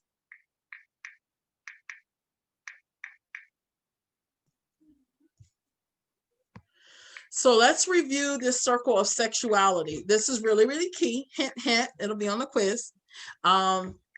Circles of sexuality. So we have, here's a model for framing sexuality as multidimensional and complex as developed by the PhD Denise Daly, called Circles of Sexuality. So this model uses 5 overlapping circles that each contain topics and issues that may be experienced by individuals, throughout the life as a sexual being. And the model contends that we are all sexual beings, swirling all around the circles and providing the meaning and context for topics and issues in each of the circles, our individual and cultural attitudes and beliefs about it all. So the circles of sexuality identify 5 major areas of sexuality. We have sensuality, we have intimacy, sexual identity, and sexual health and reproduction and sexualization. So we will now consider a few examples of the components within the 5 areas. So pretty much in this unit, we're going to break down this circle. What do each of these things mean? Okay, so let's go to sensuality. Sensuality refers to one's ability to enjoy his or her body, both psychologically and physiologically, and the ability to enjoy the bodies of others. This appreciation goes beyond how someone may look and extends to appreciation and enjoyment of what one's body can do. It has to do with attraction. Attraction is the feeling of strong physical and or emotional reaction to particular people. Attraction can feel exciting, warm, and tingly, and cause people to want to be with another person because of how he or she looks or how a person makes us feel. Now, during adolescence, young people, excuse me, experience an influx of hormones that can, thank you, can trigger these feelings of attraction to others. And interestingly, researchers found in 2000 that suggests that developing sexual attraction actually occurs approximately by the age of 10. Now that was 2000, and this is 2021. I would say, not by research, but I believe that that number has dropped down a bit. So these youngsters do develop sexual attraction, according to research in 2000, by the age of 10 and directly following the onset of puberty. While older research focused on cisgender individuals or those whose gender identity matches their birth assigned sex, a more recent 2015 study involving young gender minority individuals, meaning trans and non-binary individuals, show that more than half describe changes in their sexual attraction towards others, or what is sometimes known as sexual fluidity. However, cisgender people of all sexual identities experience shifts in sexual attractions too. Usually these are slight, for example, going from being only sexually attracted to men to being sexually attracted to both men and women, or to men and trans men. The important point is to know that sexual attraction is common. Is often first experienced in late childhood or early adolescence and may change over time. So then we have fantasy. All of this is under sensuality, attraction, and fantasy. Fantasy can be a safe way to explore sexual feelings. As adolescents practice experiencing sexual feelings of being turned on or feeling in love, they use fantasy to rehearse this new way of thinking. Fantasies can happen as dreams, thoughts, imagery, and stories of a sexual theme. Fantasies are not always acted upon and are oftentimes very private and can be shared with partners and others of one's chooses. It is important that fantasies are not thought of as a form of infidelity within a committed relationship. In fact, in order to avoid monotony in a long-term relationship, sex therapists often suggest that fantasy as a way to enhance sexual desire. Sometimes people masturbate while fantasizing and masturbating with their hand or sex toy. Some people keep their fantasies private and others share their fantasies with their romantic or sexual partners. They got to come get the baby. Body image. This relates to our perceptions of how our bodies look. Popular American culture and media may emphasize a very narrow definition of idealized beauty that is especially hard felt by women. The relentless saturation of images of extremely thin models who represent a body type shared by and attainable to only a small percentage of women in the culture. This may contribute to some girls or women feeling depressed or insecure about their bodies. In 2009, Grabe and Hyde examined sexually objectifying media and found relations to body esteem, dieting, depressive symptoms, anxiety, and confidence.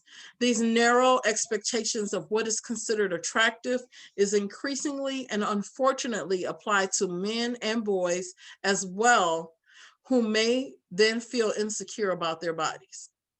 A study published in 2018 showed that women who were exposed to manipulated Instagram images were more likely to rate their body image as lower. This is especially important information for parents who worry about how their teenagers' exposure to social images that are altered through filters and edits may make them feel about their own bodies. It is not just teenagers. This is good food for thought for all of us. If following someone's social media makes you feel anxious, worried, insecure about your own body or life, it may be time to stop following them or decrease your social media usage. Are you one of those people or have a child that cannot go on social media or be on a live without using a filter. You know, the ones that give you the eyelashes or looks like you have on makeup. And I'm just saying. And this was research from 2018 and we're in 2021. So when we think about body image, it is important to think about the many ways it plays into people's lives. For example, in 2018, study involving nearly 700 transgender individuals, researchers found that those who were able to access hormones or gender, where's the hormones?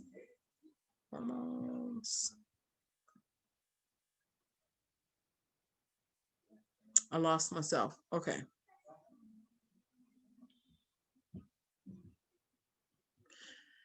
All right. Researchers found that those who were able to access hormones or gender affirming surgery to bring their body into harmony with their gender identity tended to experience better body image. So we're going to move on to the human response cycle. This represents the idea that the human body tends to respond in predictable ways to certain touch and feeling. This process may suggest that people experience a desire for sex, then sexual excitement, which is arousal, and then that process often ends in orgasm, as described by researchers Masters and Johnson in 1966, and later again by Kaplan in 1974.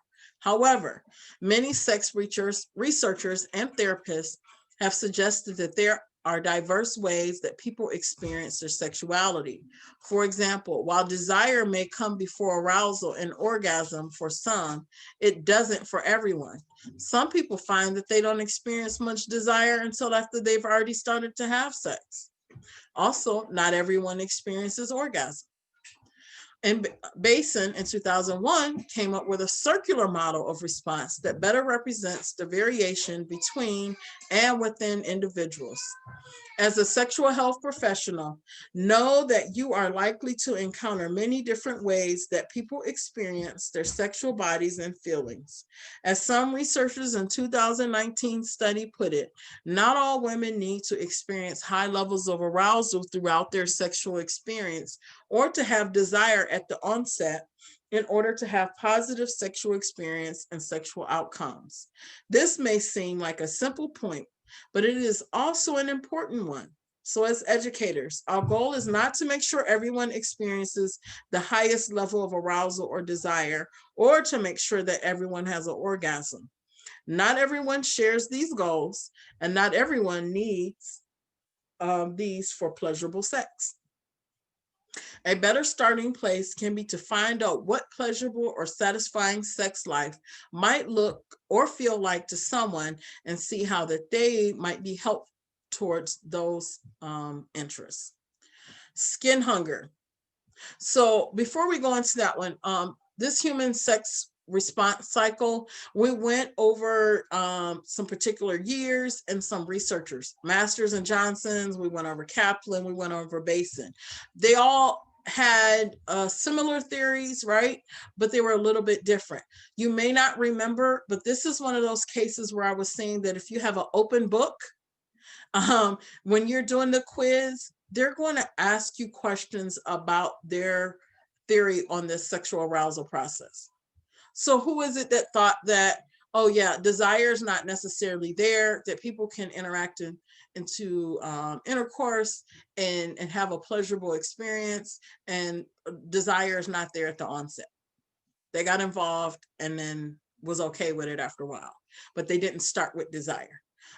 So those researchers' names and the year and the concepts is something that is a perfect example that'll be on the quiz, but it's an open book. You would need to go back and refer. We don't expect you to remember what each of those researchers had, their theories, okay? Skin hunger. Oh my goodness, this is so key. This was something that's a little touching to myself, but I'm gonna tell you why. Skin hunger refers to the fact that we all need to be touched by others. This has been shown to be true even while the youngest infants who can suffer from physical and psychological challenges or even die without sufficient human touch. Did you hear that? Did you know that hugs and kisses and love and constant skin contact and nurturing interaction could cause death? Okay. The need to touch and be touched remains throughout people's lives. Sometimes adults can become uncomfortable with the maturing bodies of pubescent adolescents. Okay. Pubescent adolescents and withdraw their playful or loving hugs and touches from teens unintentionally. Elderly people and those who live in institutions like hospitals, group homes, or jails also have less access to caring, loving, appropriate touch. As a sexual health educator, you may find yourself reassuring others of the value that touch plays in individuals' lives and how touch can be experienced in a variety of ways. Hugging, kissing, holding hands, massage, sexual intercourse, and in response to different feelings, love, lust, reassurance, and excitement. So the reason why I mention this to be so very, very key, COVID is here and people are refraining from touching and keeping distance. And there are individuals who are at risk of suffering from skin hunger.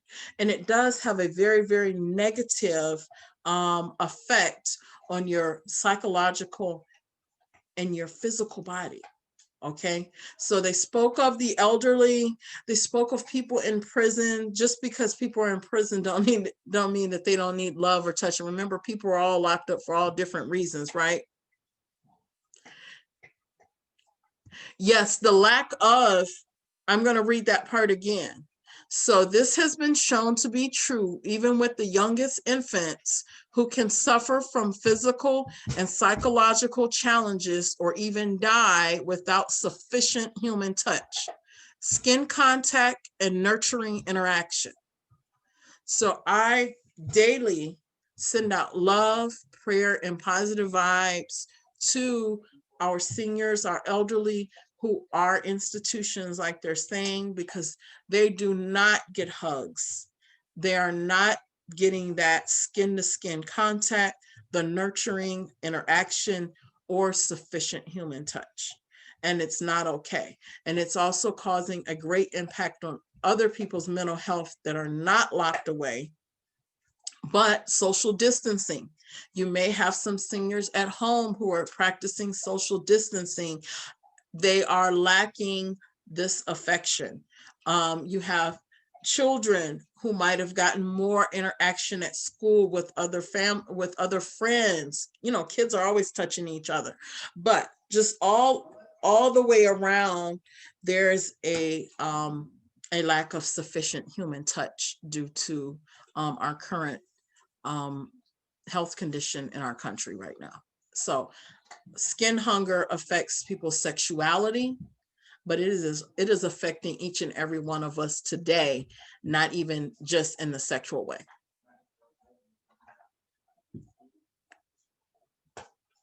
Yes, they die of broken hearts. That is true.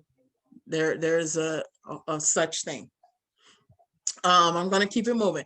Sensuality also, but look up skin hunger. There's a whole research. They've done research on children who suffer from skin hunger with lack of affection. By the age, I believe, of 5, they start acting out. Things get kind of bad.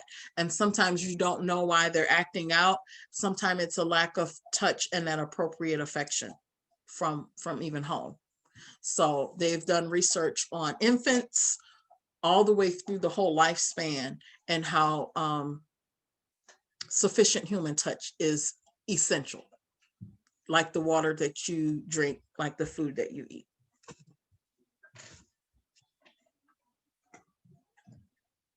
Yes, yes. All right. Sensuality also encompasses issues related to our primary senses, such as sight, sound, smells, and taste that may influence our feelings of pleasure, sexuality, and excitement in a positive or negative ways. So we also will teach that when heightening someone's sexual experience to use the senses. That's why we have the blindfold and the ticklers. We have a lot of different products that may be scented, the bosom buddy, but we're sharing those things because we want to use your five senses. So we're very sensitive to those things, and it could enhance your experience. So we want to make sure that we're teaching people to be in tune to that.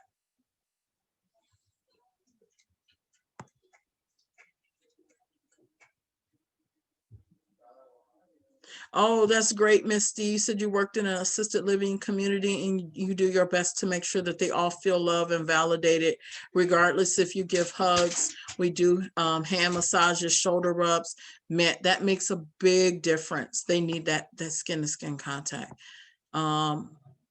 Much needed nowadays, right? Yep.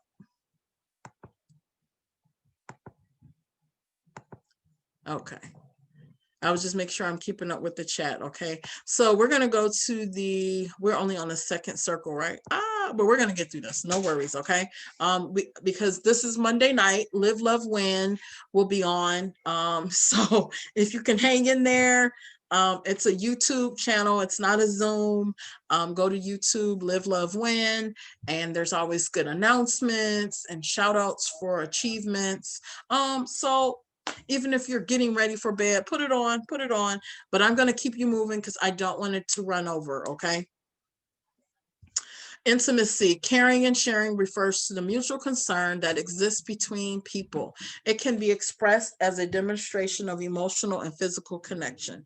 Caring is a fundamental basis for forming trusting relationships, as are feelings of liking and loving others. This applies in sexual and non-sexual relationships. When people care for one another, it may be more comfortable to share information, emotions, or personal experiences with each other. Although people initially learn how to care for and share with others during their childhood, it is a lesson that we continually relearn through our adult relationships.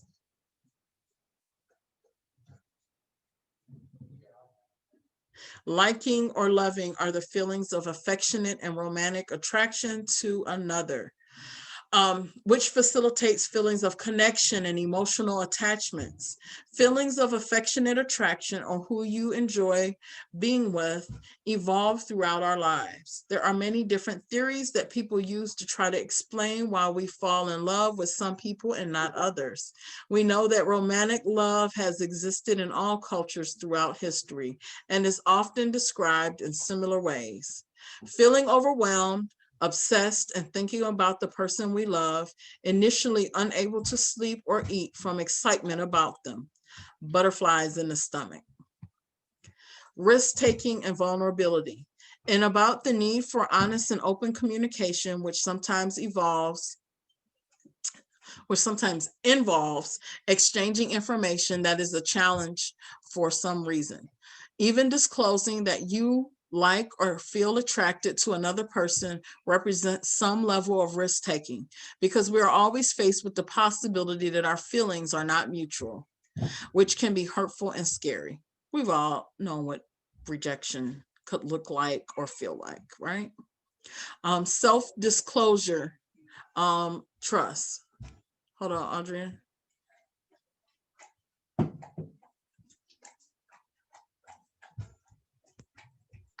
Sorry, I'm trying to work this thing and I'm Okay, I wanted to make sure you were good though. Okay. So we're going to move to self-disclosure and trust, have to do with our willingness and ability to share ourselves emotionally with others and know that that can be safe and beneficial. It also means holding and creating an opportunity for others. Reciprocal self-disclosure is often necessary to increase the level of closeness with others. This is about being able to exchange with others what is true for each of us openly and honestly, and know that we will not be rejected or reject. When people have had disappointing or hurtful experiences with trust, they may need more time or reassurance before that they can be ready to trust again. So just under the intimacy is caring and sharing, liking and loving, risk taking and vulnerability, and then self-disclosure and trust. So in your notes, I would categorize those things and list those bullet points so that you would have a better idea what that circle of the circles of sexuality, what each of those circles contain. Because remember, sensuality was real vast, right? It was a lot. So intimacy, and it includes these 4 components. Sexual identity. Sexual identity and our sense of who we are is a unique sexual beings. It is developed and evolves throughout our lives and is related to who we are well beyond whether or not we are sexually active or what sexual behaviors we engage in. So a person's sexual identity is often related to their age, developmental stage, gender and or birth assigned sex, past experiences, sexual identity or orientation, and partnership status. That's so much, okay? So biological or birth assigned sex and gender. Now those terms you're gonna have to learn. There are terms often used interchangeably. Technically though, sex refers to whether one is birth assigned as female, male, or intersex. Okay, and that's determined by anatomical and or chromosomal factors. Typically, birth assigned sex is based on the appearance of the infant's external genitalia. It's a boy, it's a girl.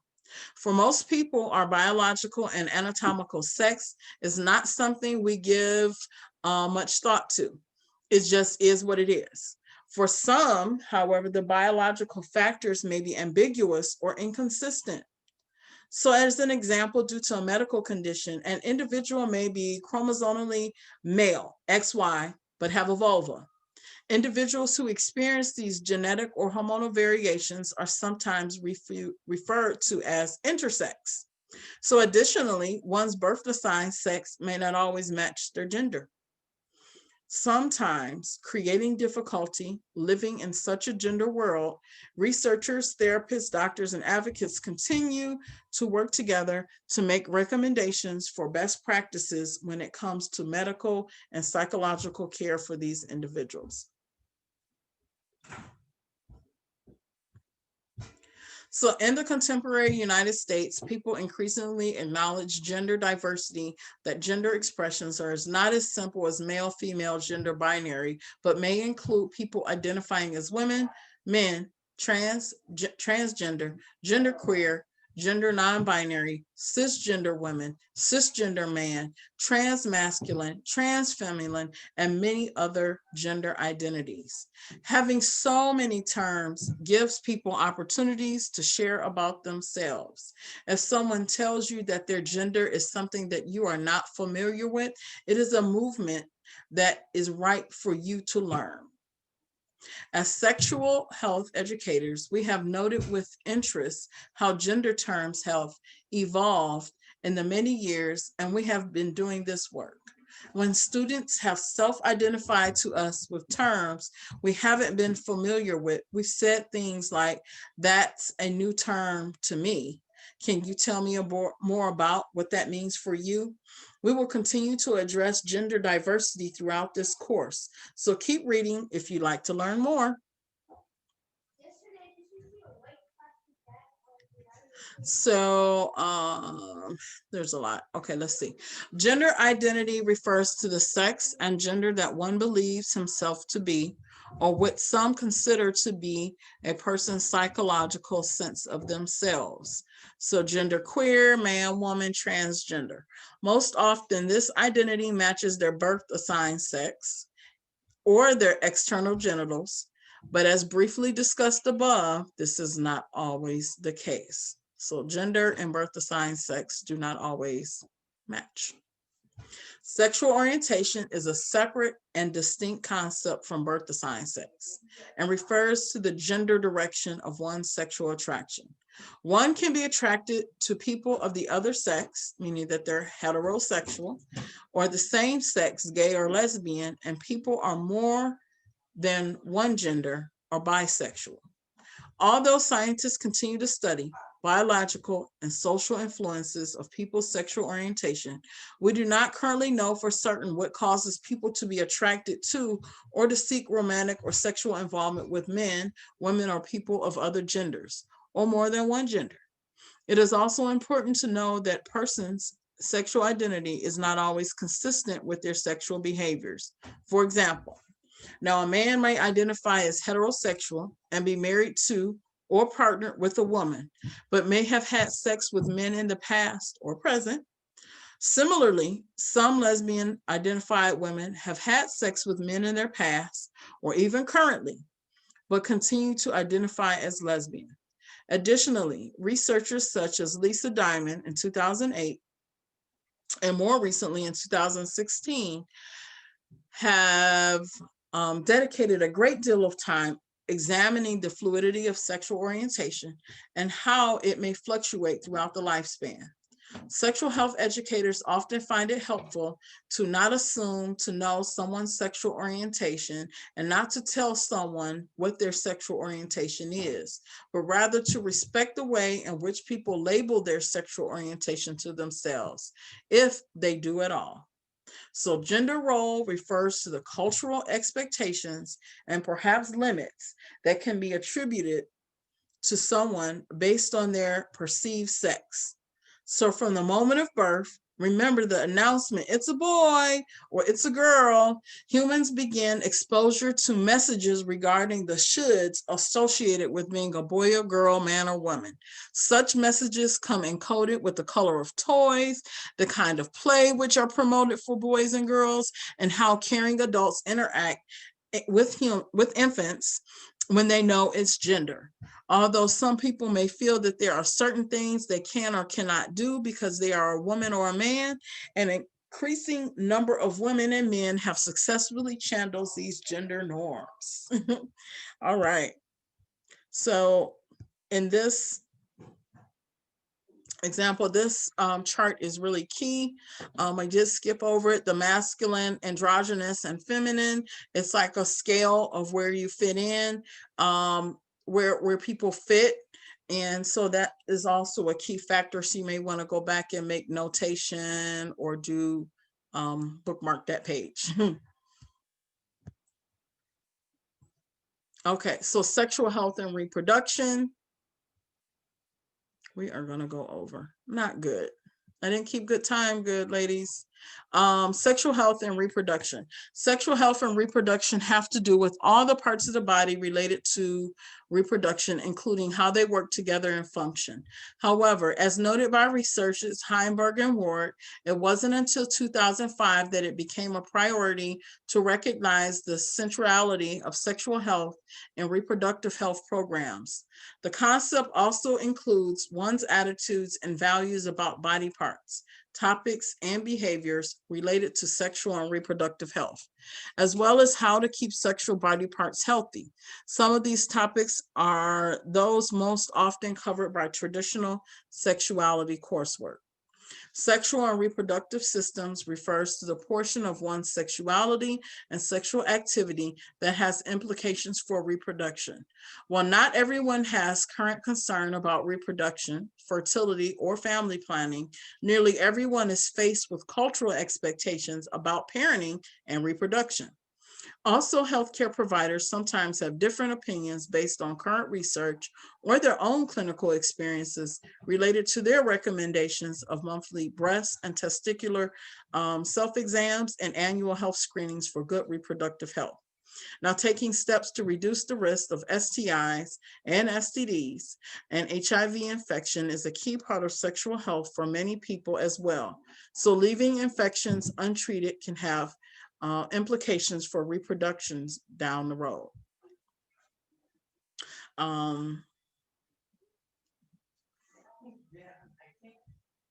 So we have physiology and anatomy of reproductive organs.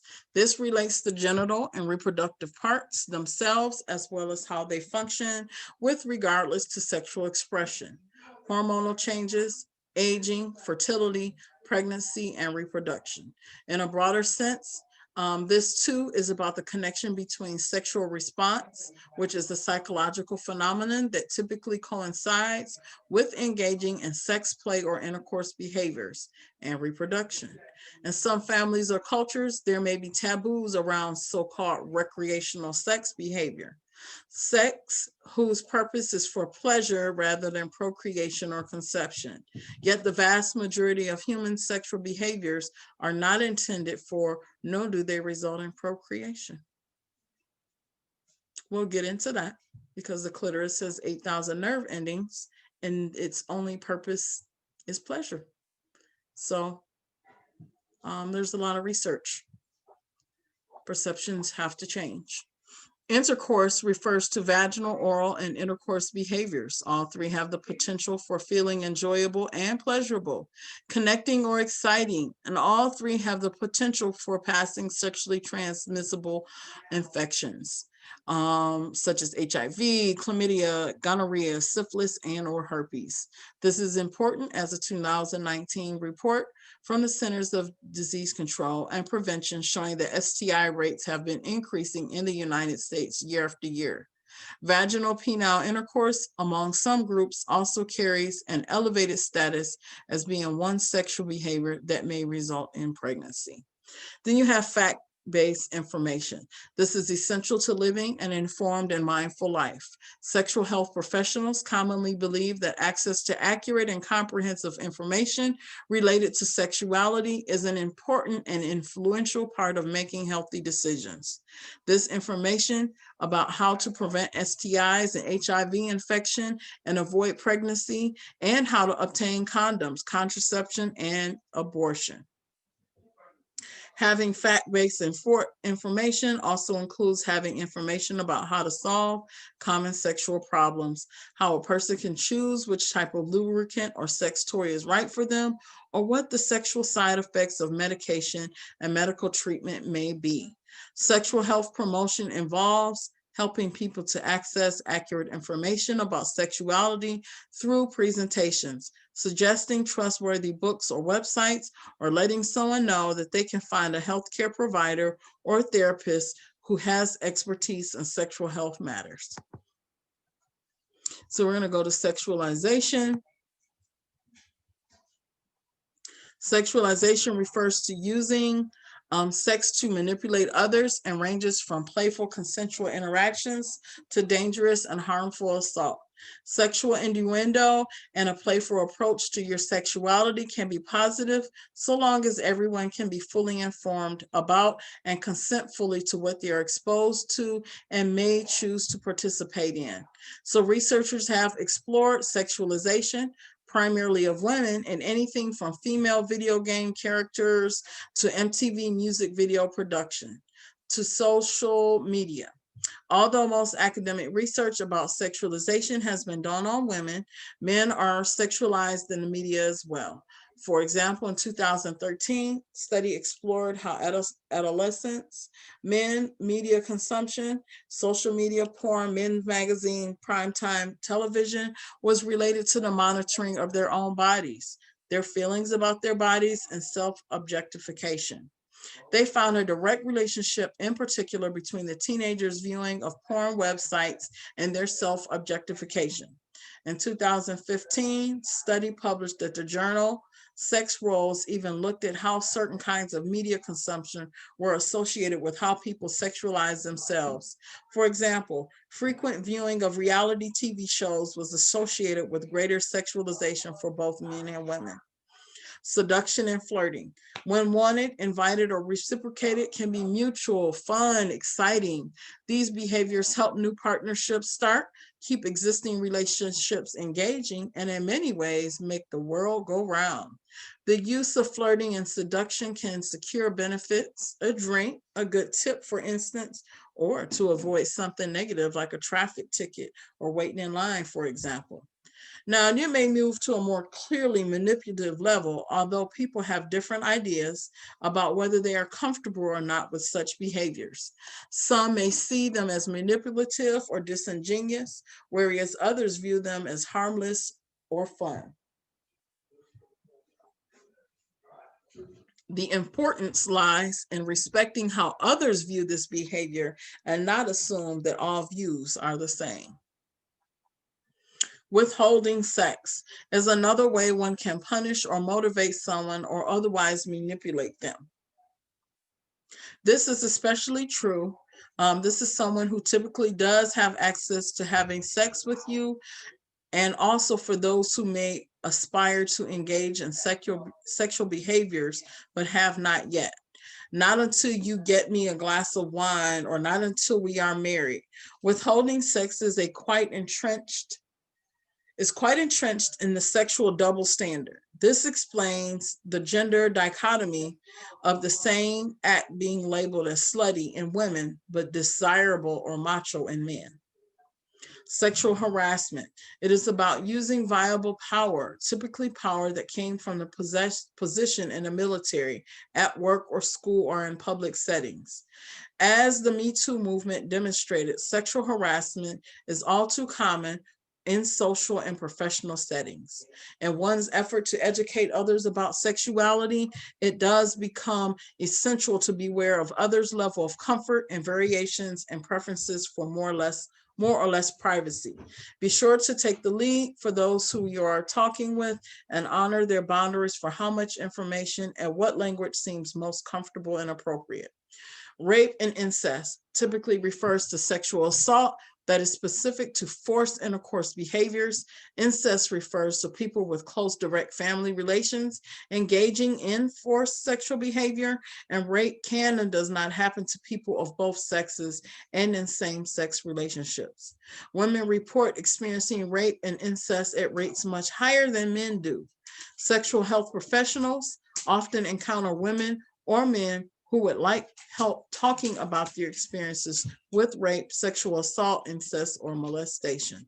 Sexual health professionals who are not trained therapists should remember their boundaries of their expertise and make recommendations to trained counselors, therapists, or professionals as needed.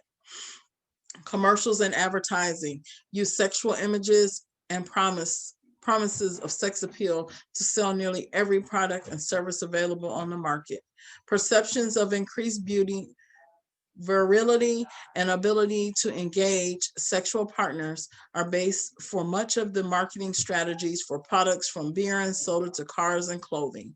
Talking with others about how sex is used to sell products can help to stimulate dialogue about how people feel. Sex and bodies are represented in popular culture. As conversation starters, we might think about how the Kardashians use sexuality to sell numerous products, clothes, makeup, etc., or how Instagram influencers use their bodies and sexuality to sell various products. Often in subtle ways, we might also think about how women are often featured in sexy outfits to sell everything from hamburgers to jewelry to cars, where men are rarely objectified in the same ways. Influence of culture. Everyone experiences life through a variety of filters, which colors their views of the world. These filters are formed by the cultural groups and subgroups in which we identify. These are the origin of attitudes, values, and beliefs that swirl around the topics in each of the circles and Daly's model for holistic sexuality. Now, these attitudes, values, and beliefs, or personal filters, are what make the topics meaningful to us in our lives.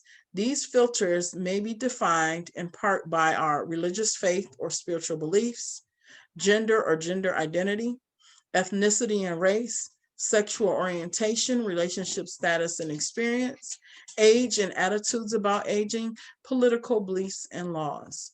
The various filters that may be alive in someone at any one time can be determined by a number of factors, including life circumstances, current events, and personal values. The level of influence that a particular filter has on your experience of the world fluctuates and is often not something you are aware of. How these cultural differences relate to various topics will be explored throughout this course. What it means to be sexually healthy. When we expand our thinking about sexual health as being broader than avoiding disease and unwanted pregnancy, we can embrace the rich complexity and healthy sexuality. This broad view of sexuality includes our feelings about our bodies, being a woman or man, or enjoying sexuality and sexual pleasure. Responsibility and risk are important parts of sexual health, which can be balanced with the many joys of healthy sexual expression. In addition to thinking about sexuality for individuals, we can describe and promote sexual health at the societal level as well. So in 1975, the World Health Organization suggests a definition of sexual health. This marked perhaps the first definition of sexual health that was not primarily about the absence of sexually transmitted diseases. It was the tone of the definition. It was positive, and it recognized the broader view of an approach to sexuality. This laid the groundwork for societal level call to action regarding the strategic actions to promote sexual health. Continued dialogue within the WHO has provided evolving definitions of sexual health that reinforce the positive tone and broad-based ideas from the earlier versions.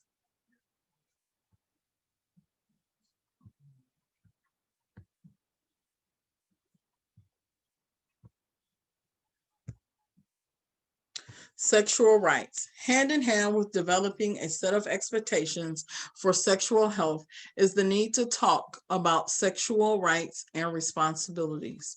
All are interwoven in the complexity of human sexuality. It is important that each person respect the rights of others.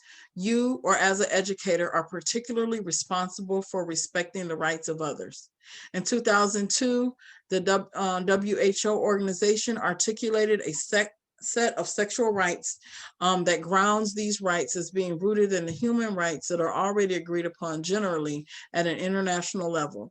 Prior to that, in 1999, the World Association of Sexology, or WAS, now called the World Association of Sexual Health, developed Declaration of Sexual Rights. More recently, in 2019, WAS issued a declaration on sexual pleasure, noting that the possibility of having pleasurable and safe sexual experiences free of discrimination, coercion, and violence is a fundamental part of sexual health and well-being for all. Thank you for fighting for that right. Read the entire Declaration of Sexual Pleasure here. Together, these documents provide a solid foundation for societal levels actions to promote sexual rights as basic human rights. And then you have the Declaration of Sexual Rights. It's great to go back and read these things, very detailed, and we are going to go ahead and move forward. So there's an interactive quiz. We talked about that quiz, an interactive activity. This one has 3 parts, okay? It is asking you about that circle of sexuality. We went over in depth. You should have some notes about what each of those circles represent. What does intimacy represent? What does sensuality represent, right? And then for the activity, it says, what aspects of each circle in the model are most important to you now? Okay, maximum 300 characters. It didn't have a minimum, but do your explanation, talk about it, and make sure you click save my answer. You would go to next. What topics from these lists would require some change for you to be sexually healthy? Your perception, right? Click save my answer, go to next. Think about thinking now of the people you have interacted with in your role as sexual health promotion professional. Which topics from these lists do people come to you with concerns about? Put something in there. You're going to hit save my answer. And then you would hit next, and you're going to have an option to submit. Okay. Then you would click on quiz. We will go to the quiz, and feel free to unmute, ladies, for those of you that were able to stay on. Hold on. Bam. For those of you that were able to stay on here, I see we still have 17 people. Thank you for hanging in there. I will work very hard to not go over anymore. Okay, my apologies. Please forgive me. Number one, being sexually healthy only means avoiding disease, infection, and unintended pregnancy. True or false? And feel free to unmute, ladies. Oh, That is false. We know that it encompasses so many more components, and that's why we're here learning them. 2, when sexuality is expressed in destructive ways, it can impair health and well-being. True or false? True. That's very true. true. Yep. 3, one's birth assigned sex may not always match their gender. True or false? True. True. We went over that in detail, and you're going to go over it even more. 4, utilizing multiple perspectives on human sexuality most accurately depicts the diversity found in sexual behavior. Is that true or false? Using multiple perspectives on human sexuality. True. True. Yes. You got it. You got it. And blank refers to one's ability to enjoy his or her body, both psychologically and physiologically, and the ability to enjoy the bodies of others. Related terms including body image, skin hunger, sexual response cycle, attraction, and fantasy. Is that intimacy, vulnerability, sexual identity, or sensuality? Which one is it? Sensuality? Yeah, that's what we talked about. The Sensuality. hunger. Yes. Touch, taste. 6, the fact that people identify their gender in so many ways, example, the transgender women, cisgender man, gender non-binary, gender queer, etc., is an example of what? Is it gender diversity, sexual diversity, sexual expression, or sexual fluidity? Gender diversity. Expression? It's gender diversity. Okay. Okay. So when we use that term, just making sure our language is inclusive because of gender diversity. That's what it means. All right. 7, this term refers to the sex and gender that one believes themselves to be, or what some consider to be a person's psychological sense of themselves. Now, is that one the gender identity, gender role, sex role, or sexual orientation? Sexual orientation.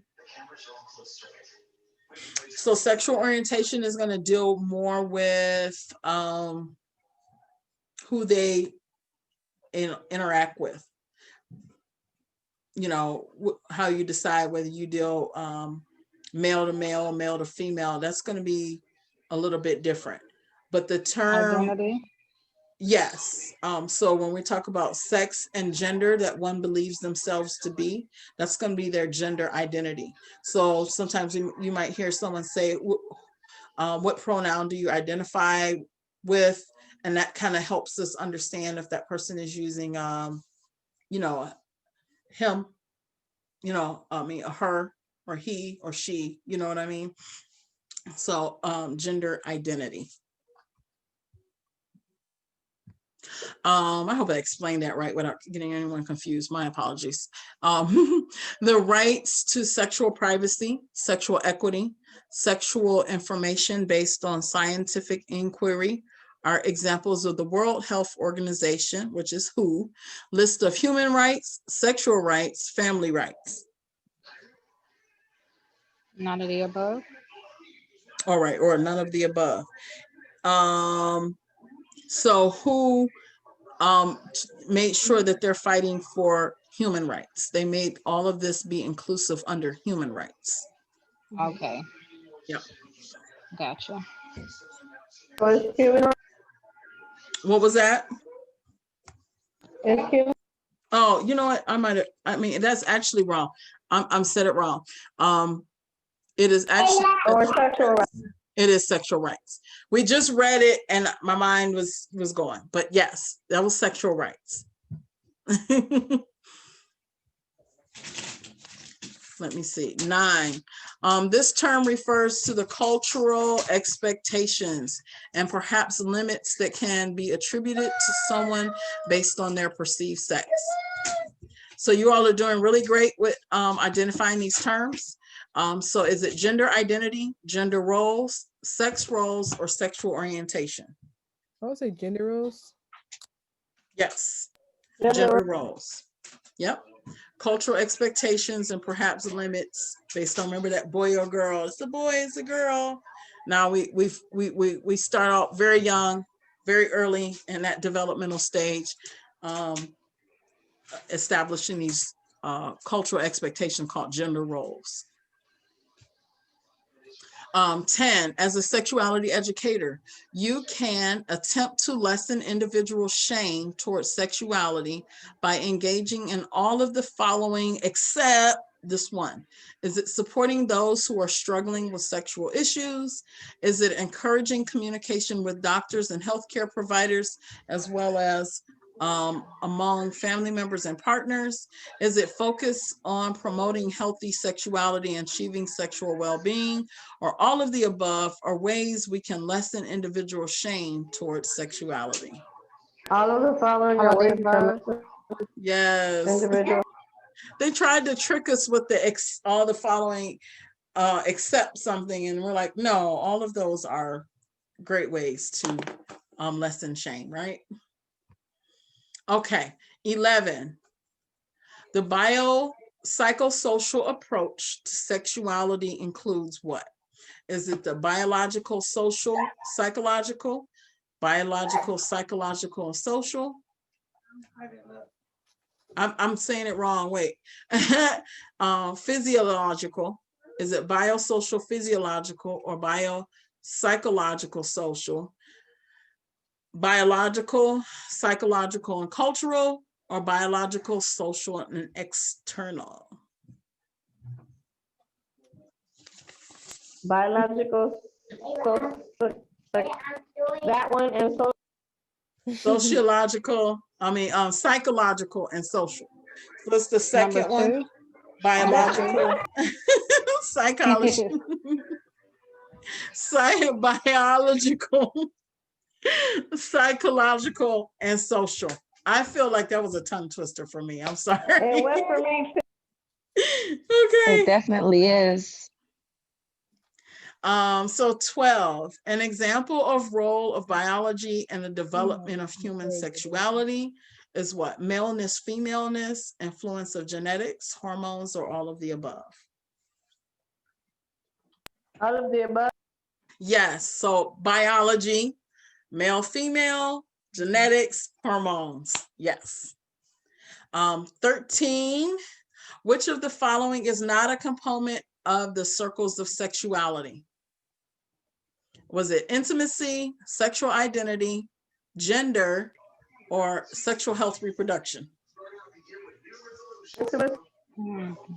No, intimacy was in the circle. Is one more. It's Gender.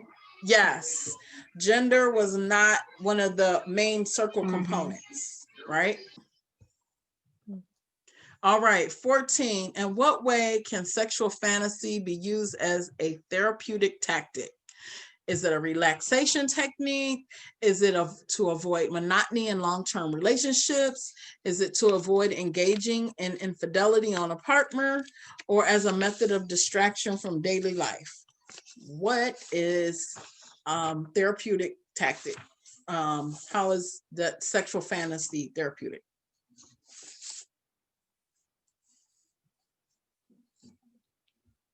Anybody? Relaxation technique. So not so much, but they want people to do fantasy to avoid Avoid monotony. engaging in fidelity on a part. Nope, Really? nope, because that's a whole nother issue. No. Okay, but to avoid monotony in a long-term relationship. Fantasy, just go ahead and let your imagination run wild, right? Thought about actually doing something. Have fun. Long as you know the difference between reality. That's going to be the big difference. And we'll get into that. Interesting. You can fantasize as long as you don't think those fantasies are real. So, all right. What is a gender role? 15. Is it the biological difference between male and female? Is it the cultural expectations, perhaps limits attributed to someone based on a perceived sex?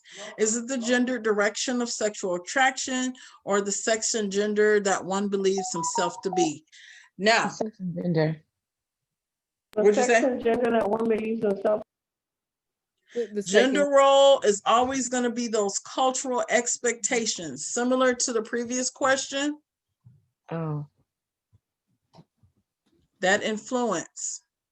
So 9, it says the term refers to the cultural expectations. They just did it in reverse. Perhaps limits based on someone's perceived sex. Those are called gender roles. Think about that. It's a boy, it's a girl. Those cultural expectations, that's what gender role is. So that's the same question in reverse. You want to make sure you hit submit. Bam. And this is verification that all of those questions that we answered are correct. For those who want to make sure they verify, there you go. So we are done with 2 units. Yay! Please make sure that you go into your, if you weren't following along like on the computer with us, please make sure you go ahead and get those quizzes done. Don't wait, don't delay, don't put it off, because things can happen and then you'll get caught up trying to follow the video back and get it in. I recommend everyone getting this done. Like, if you could do it tonight, but within 24 hours. Do your quiz and try to get your activities out the way. Because why? We're going to be back Wednesday, right? We're going to be back Wednesday, and you don't want 4 chapters on top of your head. So you should have the recording later tonight or early in the morning. It does take 45 minutes. I would try to just do it ASAP. So as soon as it's available, you can view it on the YouTube page. Hopefully you subscribed and liked. So if you just go to your YouTube page and the ones that you're following, like when you're subscribed, it'll be easy to get to.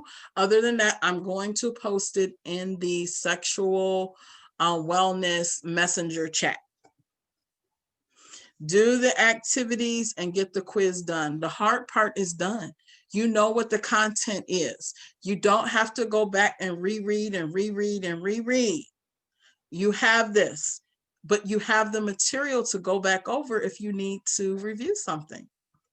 So we're not memorizing textbooks here. We're familiarizing ourselves. And as you've seen tonight, it really, we really painted a picture of what your role is as a sexual health promoter. And yay. So I'm going to get off here. I thank you all for hanging in there. And I am so sorry that y'all missing Live, Love, Win. My bad. I'm going to have it together.